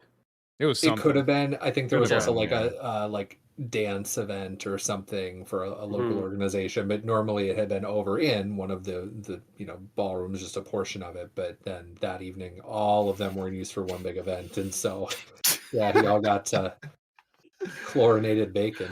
I was just thinking, like, wouldn't it be hilarious if you went down there like in your swimsuit, like had a bit of breakfast, went for a dip, got back out, had some more breakfast? Like, get your plate and just like sit down in the hot tub with everyone else in the hot tub. How's it going? Poolside breakfast. Yeah. I would be walking in and being like, what fucking family ass reunion ass event did I just walk in on? Yeah, I know. Am I invited? Can I stay? Is that bacon? Yeah. I was so sure someone was going to take an involuntary dip during breakfast, and I was pretty sure it was going to be me, but thankfully it didn't happen. And I suppose I blew past a Friday night, and the reason that Scott and Ian were pictured alone here was because they got ahead of us. So Friday night, as is our tradition, we had little moments of existential crisis. Scott was the smart one and went to bed early. Like right away. Like very impressed. Like fucking. Yeah. It was so 11. great. You guys don't even. I was so rested. I felt great. So Ian, Nick, Case, and I went back to the hotel room, and Case was throwing together their Iron Man deck, and we kind of were talking it through as I was assembling both mine and you, making sure your Harvey one was okay, Scott, and then Justin was also using my Hank deck, so I was just assembling our ones. Well, we got through this like theory discussion on who was Case playing? Gloria. Gloria. Hammer, Cyclopean Hammer Gloria. And that was really fun to build. So what ended up happening was, in turn, like Nick threw his deck down and was asking for thoughts and ideas. And I'm like, oh God, I was really thinking about this Kamani deck. Oh, I guess I'll throw it in here. And like, Ian, did we do yours too? Or yours was okay? I think I talked about it a little bit, but not, yeah. Anyway, we ended up staying up to like 2:30, like just making sure all of our decks were locked in. And it worked. We made a couple of last minute changes, at least to my Kaimani deck, that I was very glad we made. But anyway, suffice it to say, Ian and Scott made it down to breakfast before Nick and I did. But anyway, yeah. So Iron Man Day was a good time. We got the old time lapse here. I do have to thank Waleed for bringing his cards randomly. Because I was borrowing Sean's cards, so that I didn't have to. I was trying to reduce the amount of stuff I packed in my suitcase. So weeks before, I'm like, "Hey, Sean, can I just borrow your cards? Like, I can just make my deck out of your cards." He's like, "Yeah, sounds good." And then Iron Man Day came around, and you came down, and you forgot to grab the cards for my upgrades. Guess what cards they were, guys. Guess what cards Sean would forget. The spilled ones. Why does it rhyme with Tronded? Yeah. Scott's deck was a Dream Diary deck, and I forgot Essence of the Dream. So yeah. Oh, and a bunch of other upgraded cards. Well, I mean, that's just because we like got a bunch of XP beyond what we expected, right? Oh, well, yeah, that too. Anyways, so I used a bunch of Waleed's cards, and I think I used like 12 of his cards. By the end of he wasn't playing Iron Man, so it's all good. Yeah, he was sitting in the corner, like pouring through the Edge of the Earth campaign guide. I think experiencing like late stage FOMO. I'm not a medical expert. Some parts for the first time, Mm-hmm. and he was like, at some points he'd like come up to the table, he's like, "Who would write this? This is so sad. Oh my god!" Like I think at one point he had to just because of it. I mean, it's not truly because of it, but I'm framing it as he was so defeated by it he had to just curl up on the couch. Yeah, there's a picture blankets. of that. Him with a cuddled nice up little and, blankie. Yeah. As the day progressed, like, he was trying to lay down, so I covered him up. Yeah. As you do, you gotta take care of your friends. Mm-hmm. So I don't think we've talked about it yet, but Justin had a very special surprise for two very special surprises for our Iron Man team. You've seen our gorgeous jerseys, which is of course a like it's kind of a fractal version of our Tickle. It's probably not the right phrase, but I do this with like the I've done it for all our jerseys where it's mirrored both ways. Mm-hmm. I call it a nightmare tessellation, just because it sounds cool. Yep. But yeah, it's basically mirrored both ways, and then I try and have it in a way that it also looks fun from afar. So like here, it looks like we have stripes, but then if you get up close, and then then like a sports patch, but if you get up close, then you see it's the fellowship art, but just mirrored a bunch of different ways. Like it's ridiculous, but it kind of works. It shouldn't, but it does. Yeah. And then beyond that, Nick, we had a like just a deluge of a rainstorm sweep through right before open. So everyone who was waiting outside ready to get into Iron Man got absolutely drenched. Well, and it didn't get all the way here. I drove through a hailstorm that morning to get there. Like it was a thing, and then it was gone. It was gone, and it was done.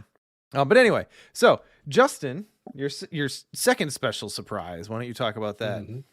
Yeah, I wanted to do something fun for Iron Man because we pick these characters and then we stick with them for a full day. And so I bought the STL files to print up our Investigator minis. There's a local game store that'll print stuff because I don't have a 3D printer. And so I had them print up two versions of each of these. So we have on the left Harvey, then Kaimani, then Hank, then Daryl.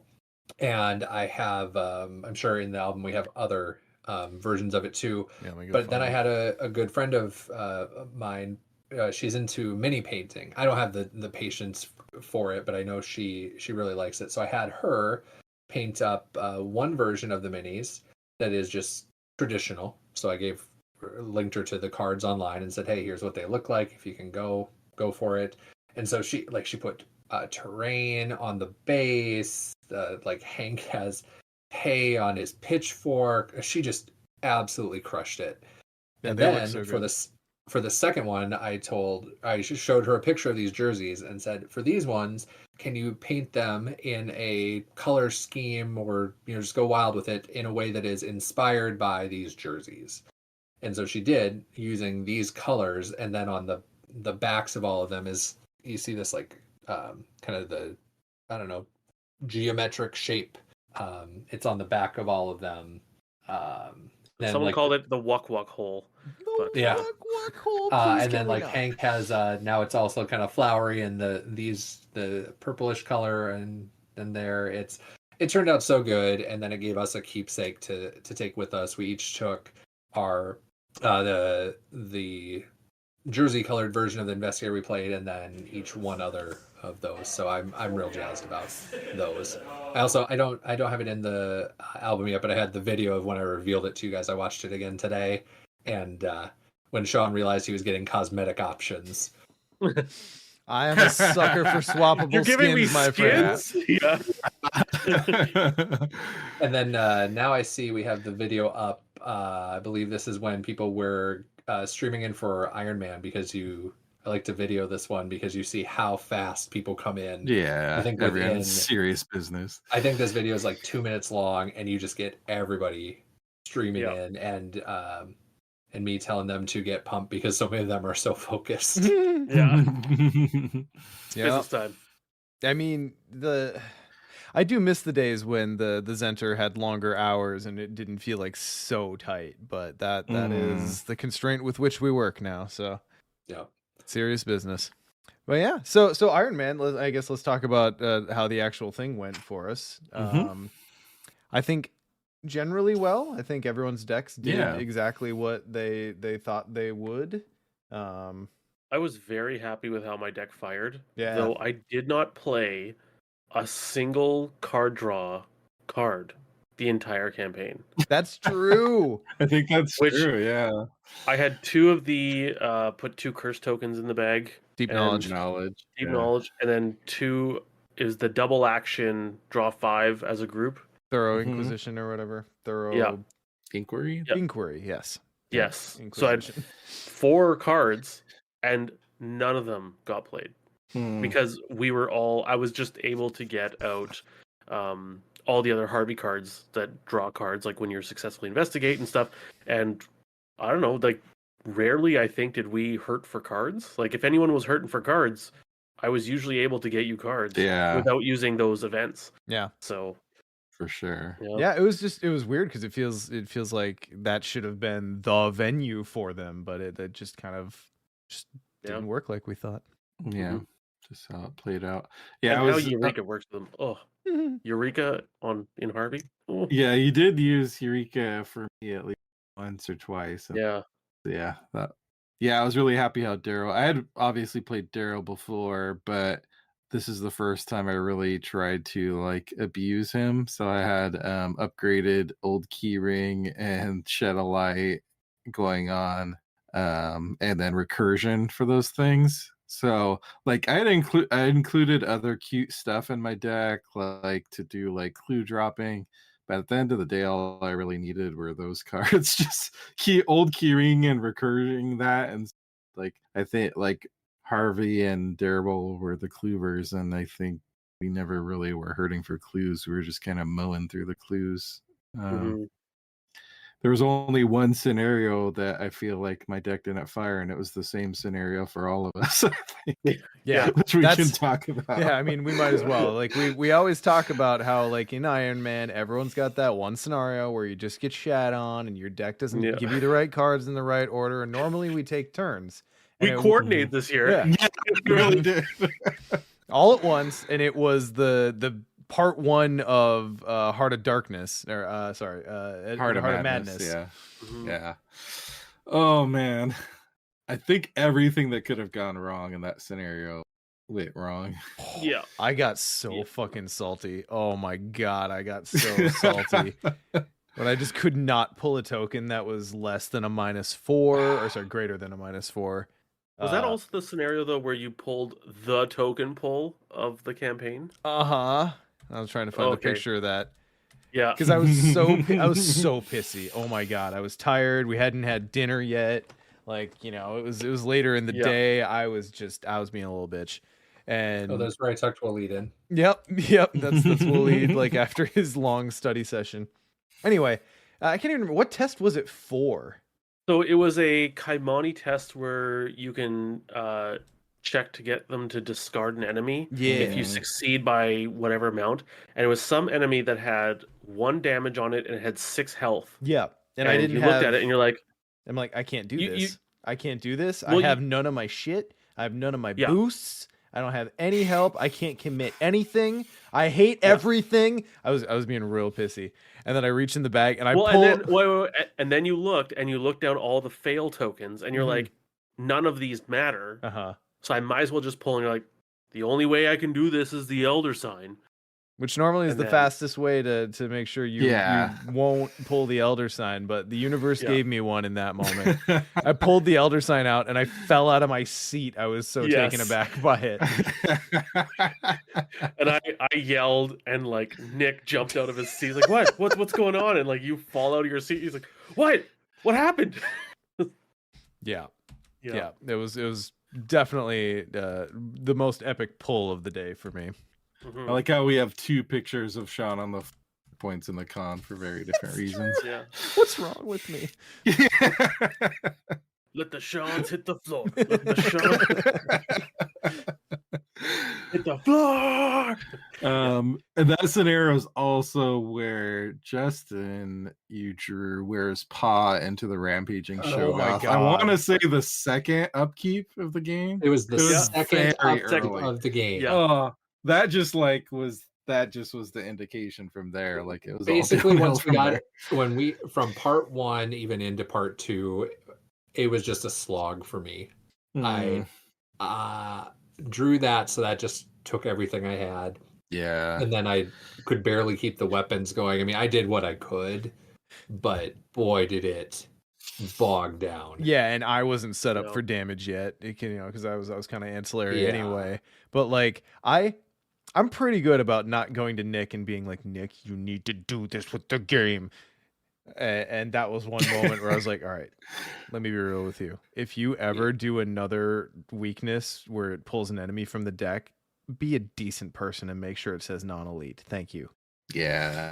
Like, And I believe I was not the only one. I think Ecthelion got hit by that as well. I think maybe a little later on, but it's still cumbersome. But yeah, that was. I think that turned MJ into- did too, if I'm remembering correctly. Yeah, that turned Yeah, she into did. just all I did for a good chunk of the first part of that scenario, and I'll end up fine. But boy, It was a rough was- first half of that game. Mhm. We did not have a handle on it at all. I think a few people here watch God, what's it called? Rick and Morty. There's that one episode where like, come on, it'll be like 10 minutes and they get back to the spaceship and it's like, I was not in control of that situation. and then Morty's like, "What?" Yeah. And then they both I cry. almost died. Yeah, they're like, ah! That's definitely how it felt. Why are Oh you my this God. way? So I've got a picture up on screen now. One of the cool things we were able to get printed is we had a big partner death tracker for the room. So we had a big poster board out there with gravestones of all of the partners, and every team, or presumably every team, got up and helped us track all the different partner deaths, and we filled this thing out. So it was really cool to see it at the end of the day. There is a video out there, if you want to actually take the time to look at all of this video in the album, where we scroll through all of it from top to bottom, bottom to top. You can hit pause to look at the different things, and it's in there alongside the book as well. We videoed all the entries in the book so that you can also, again, pause and read the stories. One of my favorites is someone said a very foggy hug from Dad. Yeah, Yeah, that one right there there. Yeah. But yeah, so that was fun. Yeah, and we ultimately pulled out our desired resolution. We did use plot armor, we did. obviously. So Yeah. Nick, I hear Yeah, you we did screaming drop at us from Kinsler here. again in the campaign. Yeah. That's right. That's right. We ended So up- plot armor was needed. We ended up, there were, how many of the partners were alive at the end? We I lost think one. like 2 or 3. Right? Because it was Kensler who goes off and does her thing, and then Cookie, Yeah, she maybe? runs up. Cookie died. I had Cookie at the Okay. end, and he got that treachery that attaches damage, and I got Yeah. 2 on him. And I'm like, I think this was during Heart of Madness Part 1, so I'm like, sorry, Cookie, you're gonna have to shuffle off the mortal coil. So Yeah, I need to run through that because I want to take my playmat from it, and I'm actually going to X out which ones, and maybe Oh, right nice, when yeah. it happens. So I'm going to ping you guys for a reminder on that. But yeah, we had Kensler and one other, it sounds like, were all that survived. Yeah. yeah. Yeah, it was a close shave, but we did get out. We got our R1. We got the win. Our investigators made it out. Yeah, that's true. That's Yeah. true. The main All characters those- are here. It's fine. Just Yeah. stepping on red shirts on their way out, you know? Pushing him off the plane. Yeah. This plane needs to lose 160 to 250 pounds, or else we're gonna die. Hey Dyer, how much do you weigh? Approximately 195 pounds. Well, Oh, right in man. the middle, you say. But yeah, so Iron Man went really well. It was was successful. A lot of people finished way faster than we did, and sometimes I know we're running a con, but also sometimes I'm like, what? How are you guys playing so fast? Oh, also we have to talk about judging Justin, which was possibly the best moment that was captured from our Iron Man play, and is now an emote on our Discord server. If you'd like to use it, please do. I can't even remember what was happening here, but Brian got the perfect moment of Justin going, Yeah. Yep. All right. Well, then of course we retired back to the hotel. We played some party. Oh wait, go ahead. Sean, before you do that, did you, because we kind of jumped in, we had the 3 or 4 cosplay ones too? Oh yeah, totally. Yeah, so we did have people throughout the con come in costume. I don't know, maybe someday we'll be ambitious enough to like do something formal with it.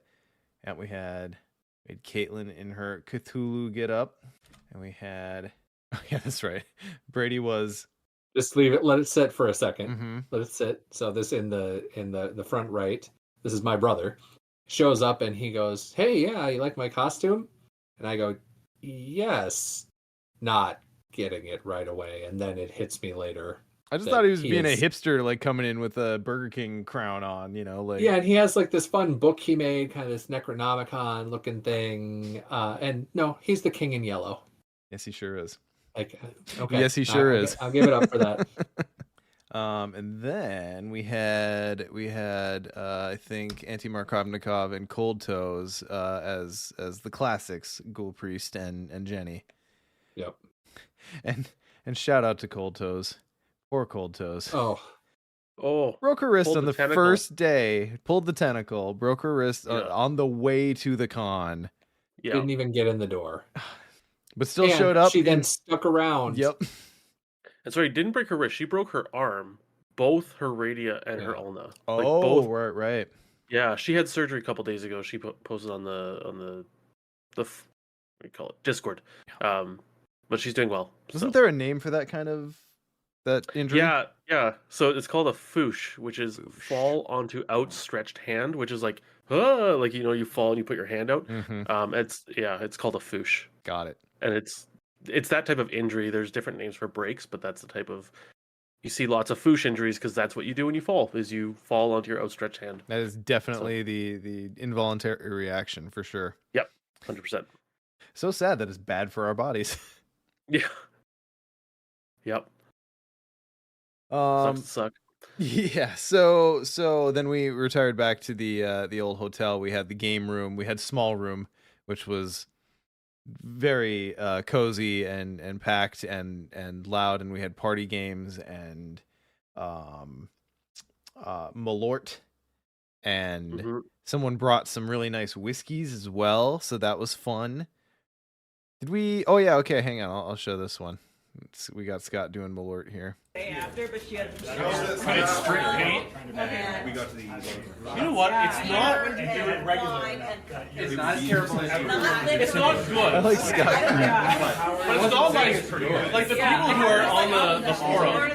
Okay, yeah. So for anyone who's unaware, Malort has become Malort has been a meme in like Illinois for a long time, apparently, and through the Illinoisans that attend BusterCon, it has now become a meme within BusterCon. So Malort is this like extremely bitter liqueur spirit type thing. And if you're not that into bitter stuff, apparently it's a big wallop to the mouth, and like it's kind of memey in that people are like, "Haha, Malort, it tastes like death and sadness," like that sort of thing.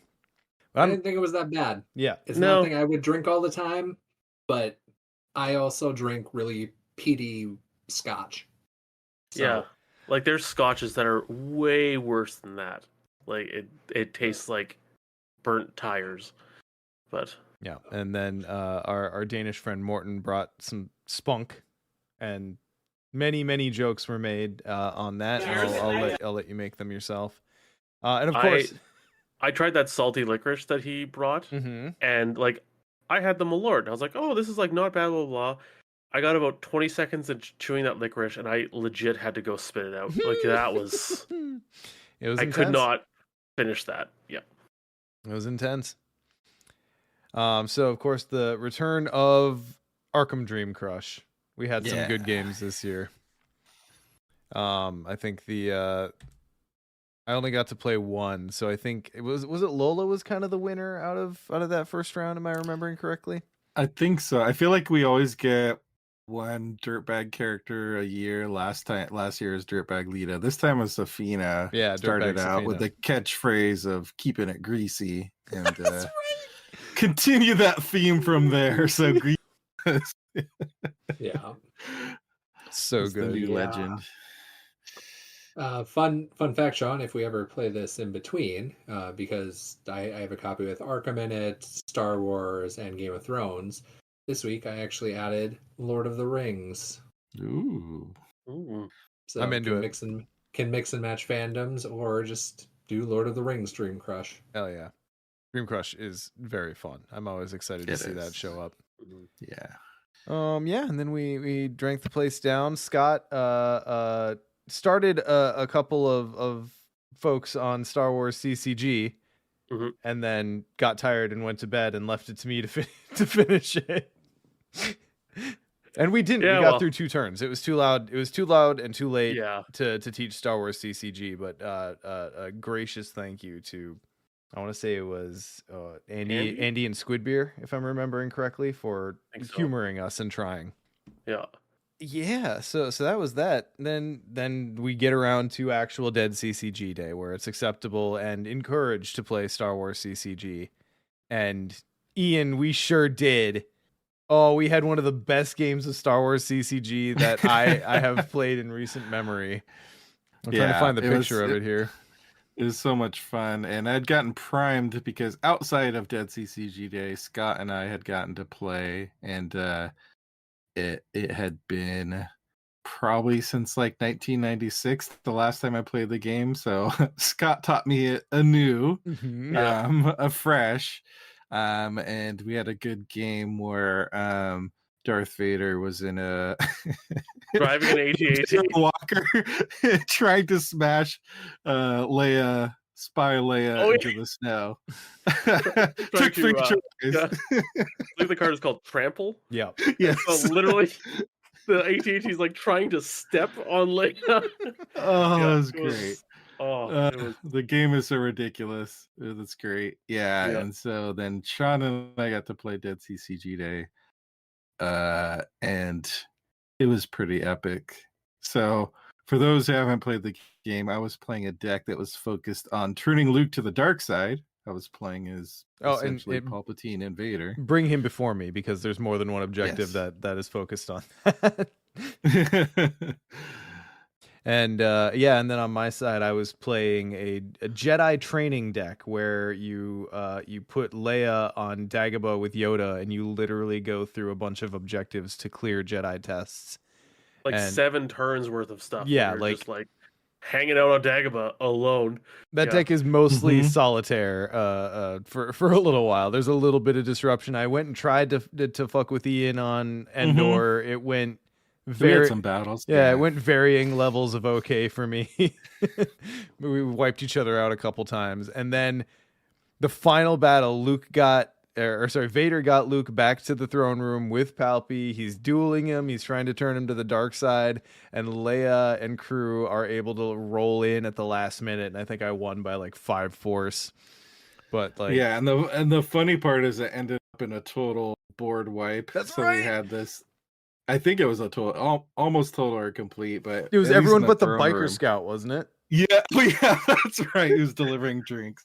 Yeah. Fucking so ended like epic finale where everyone ends up in the throne room. Emperor dies, Darth Vader dies, Leia dies, Chewie died. Like it ended dies. like fucking Hamlet. Like it was just. Oh, it was great. It's a ridiculous game, but it's fun. Anyway, yeah.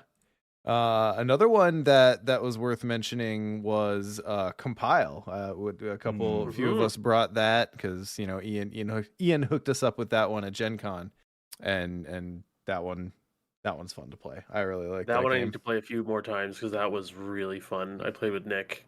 And yeah, fantastic. And I heard it hyped up, and I was like, oh, is it going to be that good? And I played it. I was like, wow, yeah, no, this is excellent. If you have not played it, go play it. Go buy it. It's $20. Get the expansion, which is like another $5. Worth it. It's awesome. The cards are beautiful.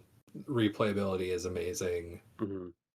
Yeah. Support the designers and so forth. We don't get anything for it. We have no horse in the race. It's just we all love it that much. Not a sponsor, just a good product. Exactly.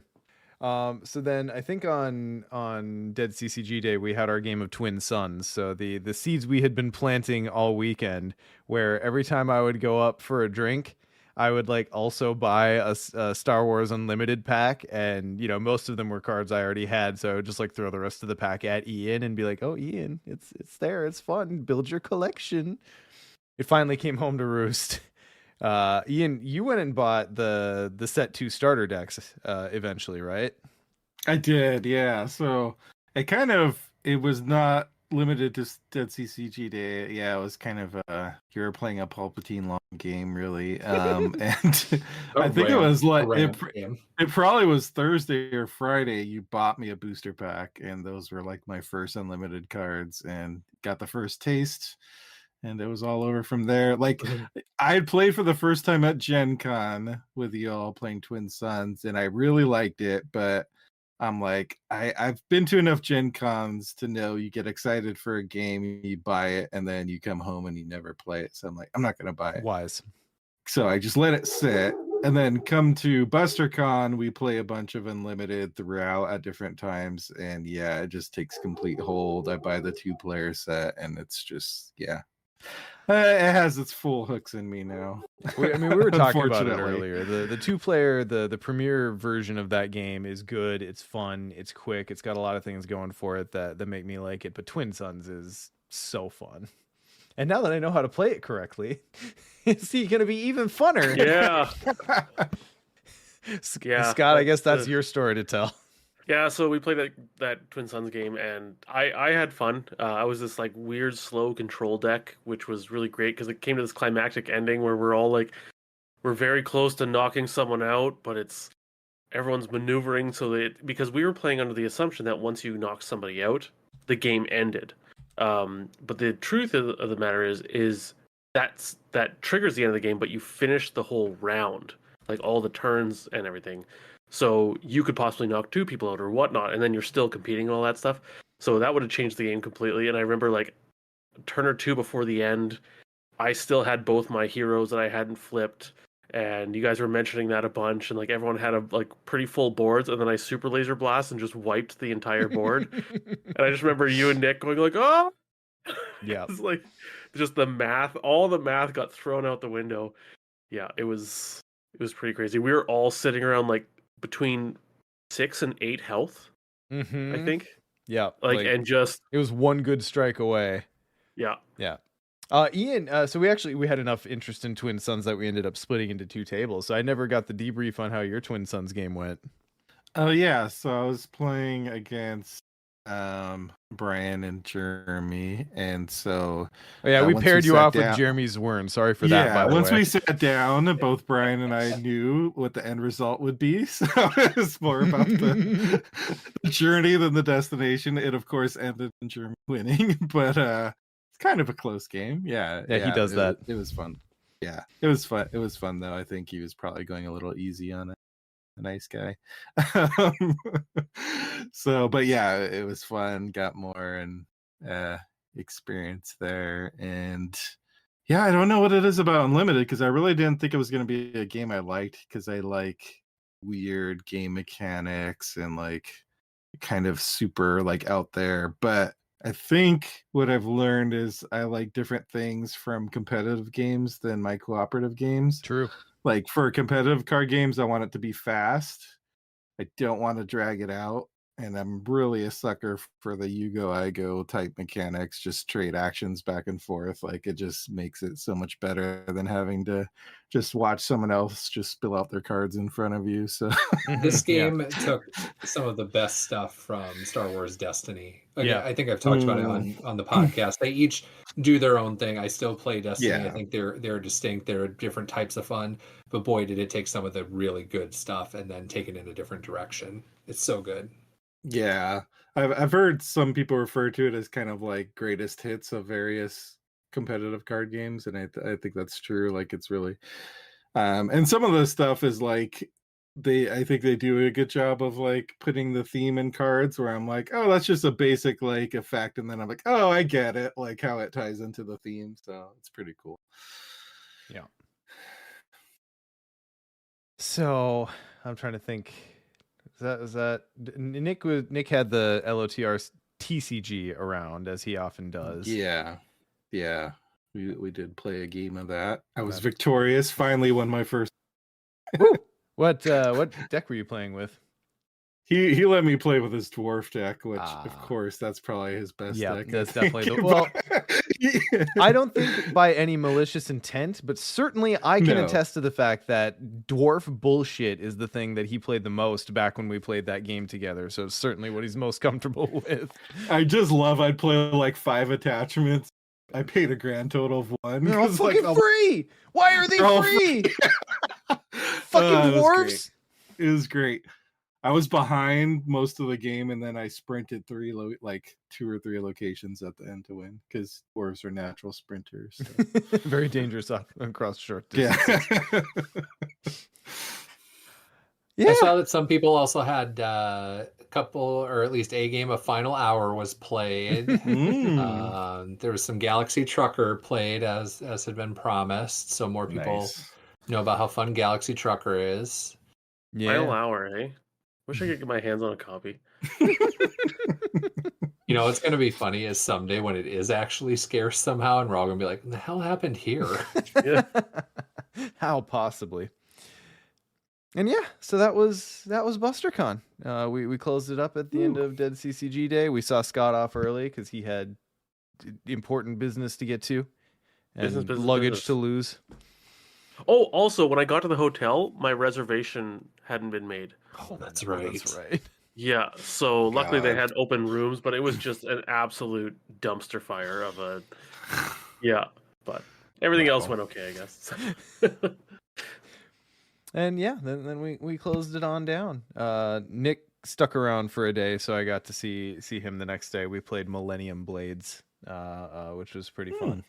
And I will recommend that. I don't know if we will ever get it together in the same room where we can just play whatever, but if that ever happens, Millennium Blades is something I think y'all would enjoy. It's a board game about being a card game player. I've heard of such a thing.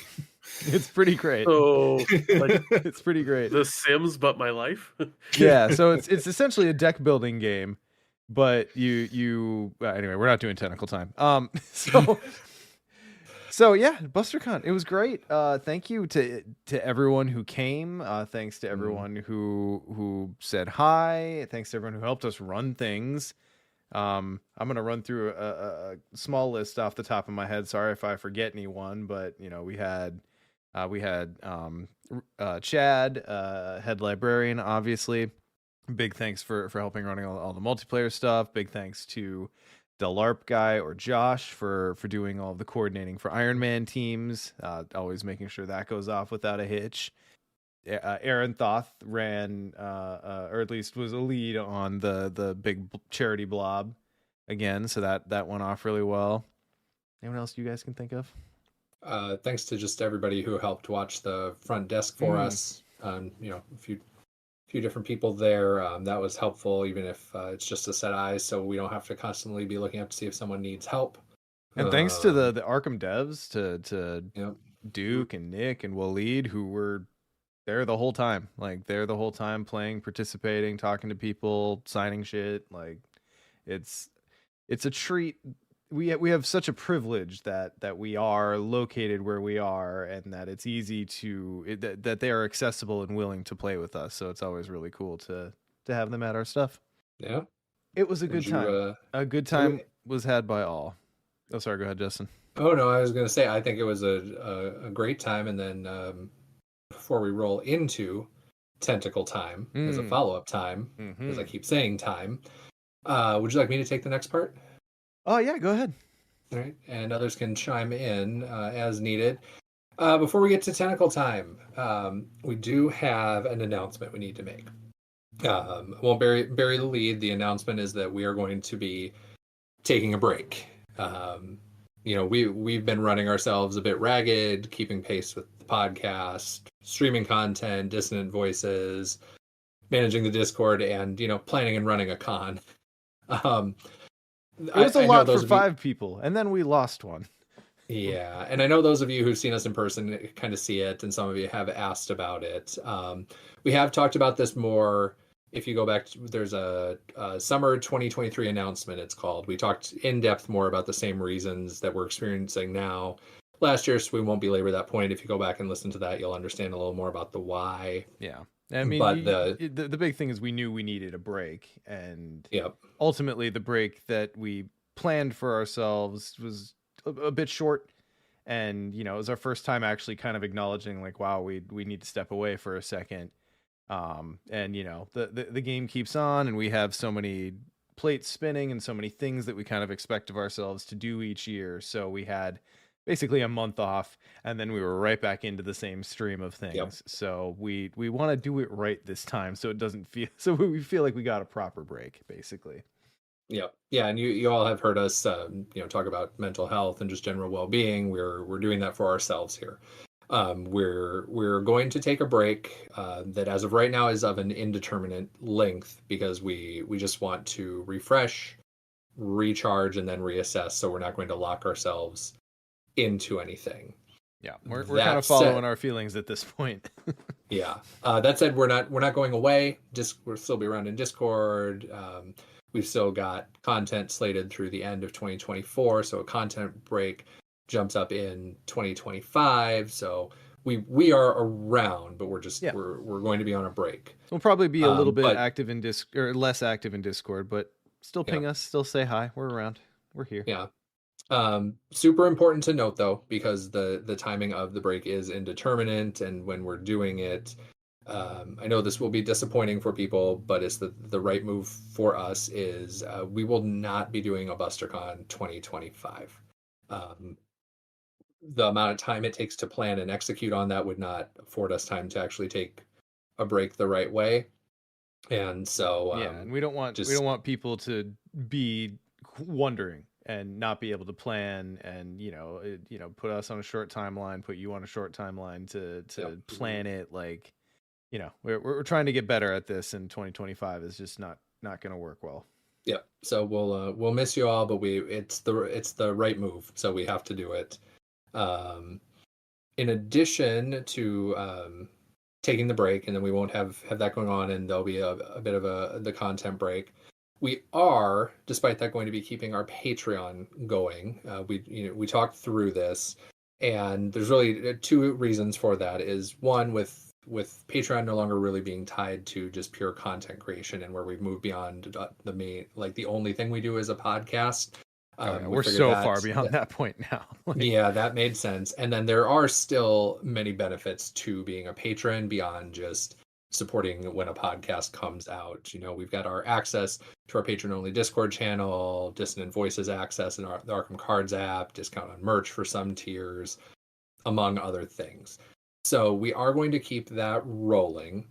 But if us taking a break changes the value proposition for you, and you want to reduce or stop your support during the break, we 100% get it. We don't fault you for that. Do what's right for you. If you like to continue to support us, we super appreciate that as well. But basically, do what's right for you. Yeah. No love lost. It's totally fine. Like, everyone's money is valuable. We appreciate the support we get, but everyone's going to make their own decisions. So. Yep. And I think the last part is, this is a break. We do intend at some point to end the break, and we'll let you know when that is ahead of time. Always feel free to reach out to us if you have thoughts, questions, anything. Might just be a bit delayed in our correspondence now. But yeah, we love y'all, and we want to be able to not have us burn out. Oh yeah. So that's what this is for. Yeah. Guys, anything else? Yeah, I mean, that's the other thing is that obviously, implicitly here, the paradigm that we have currently is not like sustainable. So, you know, I know this is kind of an unsure thing, and it's kind of sucks that we just don't even know the details of what to expect and when to expect it. But I think it's safe to say that there will be a paradigm shift one way or another at the end of the break. So be prepared for that, I guess. But you know, it's good. Your mom and dad still love you, champ. Sorry, I'm being silly because I'm uncomfortable. But that's You'll see yeah. on the weekends. Yeah. You know what? You were uncomfortable. You were uncomfortable, but you made it look good while you were doing it. But yeah, and I mean it's a tough thing because we obviously love what we do here. But this absolutely, as Justin has said, is the objectively correct decision for us at this juncture to get some breathing room and some time. And man, I mean, one of the biggest things for me is that I don't play much Arkham anymore compared to what I used to. And part of that is just life being busy. But, you know, I never personally, and I won't speak for any of you guys, but I never want to lose my identity as a player first. I love that Mythos Busters has grown and become what it is, and the community that we've been able to cultivate is fantastic and something I'm immensely proud of. But I never wanted it to become about us as opposed to being players in the game, and that's kind of something I need to reconnect with because my personal relationship with Arkham has a lot of unsexy Mythos Busters business in it right now, and we're just going to take a little bit of break and find our love again. Yeah. So yeah. All right. Excellent. Well, now let's go back to the fun stuff. I know. Now let's round it out with a little bit of Tentacle time, and the last one we'll do for a while. Scott, what's grabbing you? I mean, I started looking at Star Wars Unlimited. Not sure if I'm gonna here's the thing. I really enjoyed Twin Suns. Sure. And then I came back to Edmonton and I looked up my local group for it, and in my city of over 1 million people, there's 120 people that play. And the one store that really supports it is about a half-hour drive from me, and I'm just like, yeah. I mean, maybe I'll see, but sure. Well, we will always have decks for you. Have an opportunity to build a community. Yeah, go ahead and take a break from Mythos Busters. We just discussed this. Oh, good. Unlimited Busters coming in January 2025. Oh boy, Maz Kanata Busters. Yeah, solo Scott show. Yeah, I've also, I mean, one of the games that I do have a community for here is Magic Commander, which is basically Twin Suns, but Magic, the 4-player version. Yeah, just actually been flattered and impressed that you described it that way. Oh, well, I mean, as opposed to Twin Suns trying to be a commander like. Well, it is, but I mean, it whatever. Anyways, it doesn't matter. But yeah, just building decks for that. I'm building a pretty sweet Frodo deck. I've been loving the Lord of the Rings set came out a couple years ago, and I'm still in love with it, and I just constantly want to just look at all the cards because it's Lord of the Rings and it's beautiful, and like there's some Mowgli art in there, and it's amazing. And yeah, so that, and trying to think of what else. No, that's pretty much it. I'm just really taking a break myself from a lot of things. Yeah. So yeah, space to breathe is good. Ian, how about you? And you can feel free to talk about Star Wars Unlimited for the whole time if you want. I mean, I won't stop you. I kind of spoiled it already, but Unlimited, been delving hard into it, bought a bunch of booster packs. Justin was kind enough to send over some of his cards that he had extra of or no longer had use for, so my collection has grown substantially, and introduced my son to the game. He loves it. Ooh, that helps. He's all about it, and it's like, yeah, so that helps a lot. He's like saying the other day, it's the best game. We need to play again. So yeah, and yeah, it's just hitting for me. I'm even going to go to some of my local game store events. They're going to have the pre-release for Twilight of the Republic. I'm going to go, which is a big thing for me. I never go to these game store events, so I'm planning on going. So yeah, it's a whole thing. And since Twilight of the Republic is coming up, you'll be happy to know I started watching Clone Wars. Yeah! Finally. I've Yes! watched 3 episodes so far. Yeah. How are you doing? Are you just like raw dogging it beginning to end? Just raw dogging it. All right, that's what I did. I'm And I'm stick enjoying Ian. it so far. I promise it gets, even if you're enjoying it, I promise it gets so much better. Yeah. Yeah. They're Just gotta stick with it. There will be such good payoff. And there are really good single episodes peppered. There's already a couple of characters I've seen who I'm like, oh, I think they're going to show up in Unlimited. So yeah, 100%. And there are good episodes peppered throughout the first couple seasons, but it doesn't get like consistently good until you kind of get past that point. But yeah, no, like once you get past that point, it is some very good Star Wars. Nice. And then you'll flow into Rebels, and between the two of them, there are still some of the best moments of Star Wars I have experienced in them.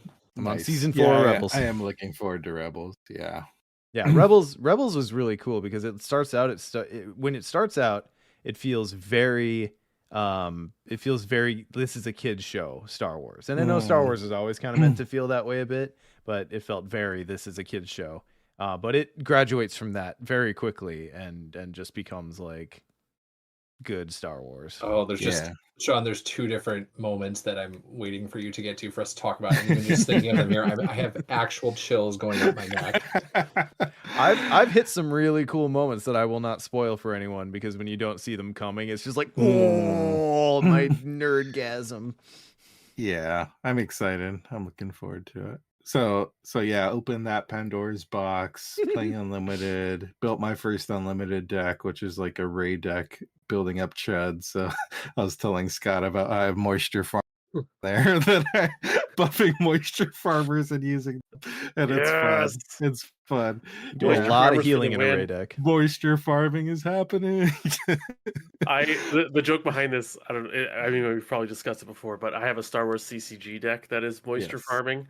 It's my little pet deck. It shouldn't work. It is a terrible mechanic, but I love it, and I've managed to put a deck together for it. So for Ian to tell me that has now moved into Star Wars Unlimited, oh boy, I might have to look. I might have to look at Star Wars Unlimited and just name just for moisture farmers. You know what's really funny, Scott, is the mechanics are very analogous because like moisture farming in the CCG is a lot about like positioning and retrieval. Yeah. Moisture farmers are just a little 2-drop that heal. They have no attack. All they do is heal. Like that's it. Yeah. So that's what it makes it funny because with Ray, I actually give them attacks, like hitting with 2, but also healing at the same time. So it's hilarious. Some trained moisture farm. That's amazing. Yeah. So yeah, lots of Unlimited. That's gonna be. Other than that, I got a shipping notification for Mass Effect the board game. I will be anxiously awaiting what you think about that. Yeah, I'm excited. That's when I could actually get the kiddo to play with me. Normally when I whip out a board game that has more than like, 2 or 3 minis, like, everyone starts rolling their eyes, but that one would get to the table. Yeah. So the only question I have though, Sean, about Star Wars Unlimited and moisture farming is, do they have Ardon Vapor Krell? Oh, unfortunately not yet. Oh, he's not in the game yet. No. Okay. I hear he's coming soon though. That's right. Yeah. Okay.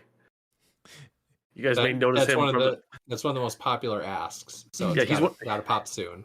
He's a key character from when the camera panned across the room in Jabba's palace. If you just freeze the frame just right. The Jabba's Palace expansion of the CCG was so wacky. Like every third character was plotting to kill Jabba. It was great. Yeah. Justin, how about you? I am trying to think because I know BusterCon takes up time for all of us, but it takes up a lot for me, especially. Let's not be trying to one up in this group, but just not spend them. You've had a much longer wind down than the rest of us on that. Yeah. So that's been my main thing, shipping lost and found stuff, and but in between there, haven't actually been playing much. But Steph and I just finished our annual watch through of the Harry Potter movies. We do that kind of as it hits fall. So just finished that last night. I mean that takes a good chunk of time, but it's also time I don't have to be thinking as much. They are cozy little fall movies, aren't they? They really are. They are.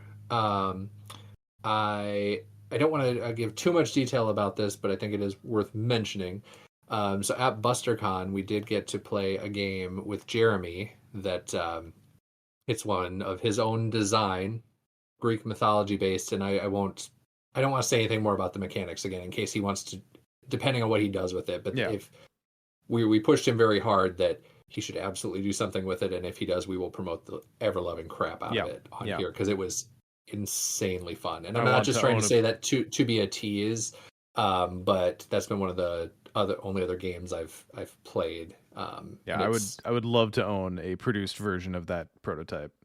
Yep. So that was fun. And then I've just been kind of moving some of my Star Wars Destiny stuff around in addition to sorting my Unlimited, so that as we clear BusterCon, it can be going into fall doing a little bit of both. Because I've got my whole Destiny library I want to bust out and play, and keep playing Unlimited while we're doing it. And yeah. Awesome. Well, for my part, I haven't played a lot by way of card games. I got Nightcrawler to the table once for Marvel Champions because I wanted to try that out. His pre-con seemed really fun, and he is. So I'm looking forward to doing more of that in the future. I think the main thing to mention is I've managed somehow to get my wife into Bloodborne.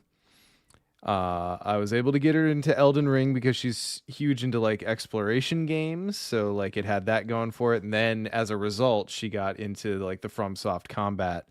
And I tried her on Bloodborne after her first run through Elden Ring, but before the DLC came out, and she bounced off it entirely. And I was like, oh, all right, fine. It's fine. But no, tried her on it again. It took a minute because the game kind of asked different things of you, but the hook's set and she is flying through that game. Like she's into the DLC now. She's on the Lady Maria fight as we speak and like refusing my help because she's like, this fight is amazing and I want to beat it. And I'm so proud. How did last I saw when she was playing, she had just got to I think Martyr Ligarius. Oh yeah. She did call me in on that one. Okay. Because Marty's one of my favorites. He's bullshit with his magic, but he's also great. Okay. I'm curious to keep me posted on how the Maria fight goes, because as you know, that's the you and I are in opposition on this for our taste of it, but that's the one fight I don't like in Bloodborne. It's my favorite. It's just such a crazy duel. But yeah, so that's been really good. And then I guess the only other game that I've played that I wanted to mention is I'll say a little bit more about Millennium Blades because it's out there. I got it on the Asmodee store on sale. I think it's still out on sale, so check it out.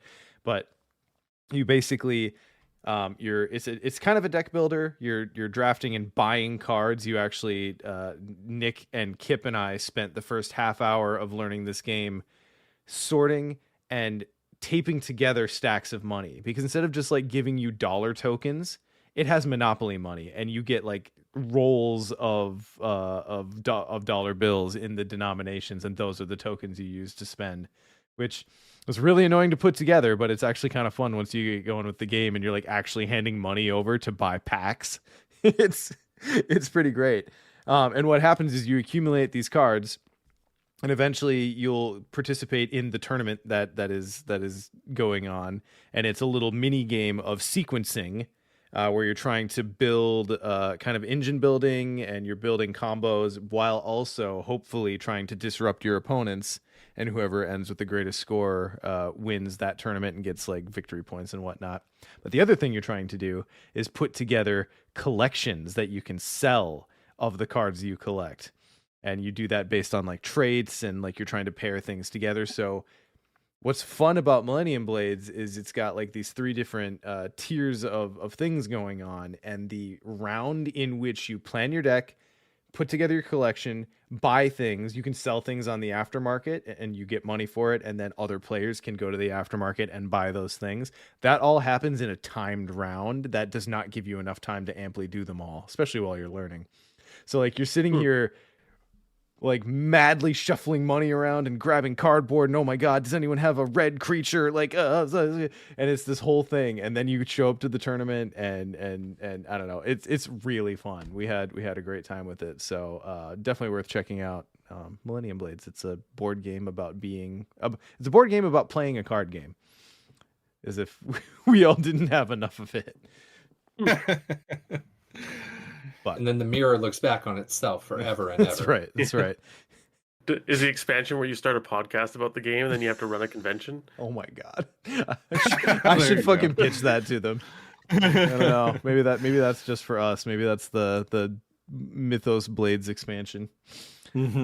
But anyway, so check that out. Yeah, that's kind of it. I know we're gonna miss y'all on the break. I hope you miss us. The right amount, I don't want anyone pining. We'll be fine. Just a little bit of pining. I mean, if anyone has nice messages they want to send us, we won't say no. It's fine.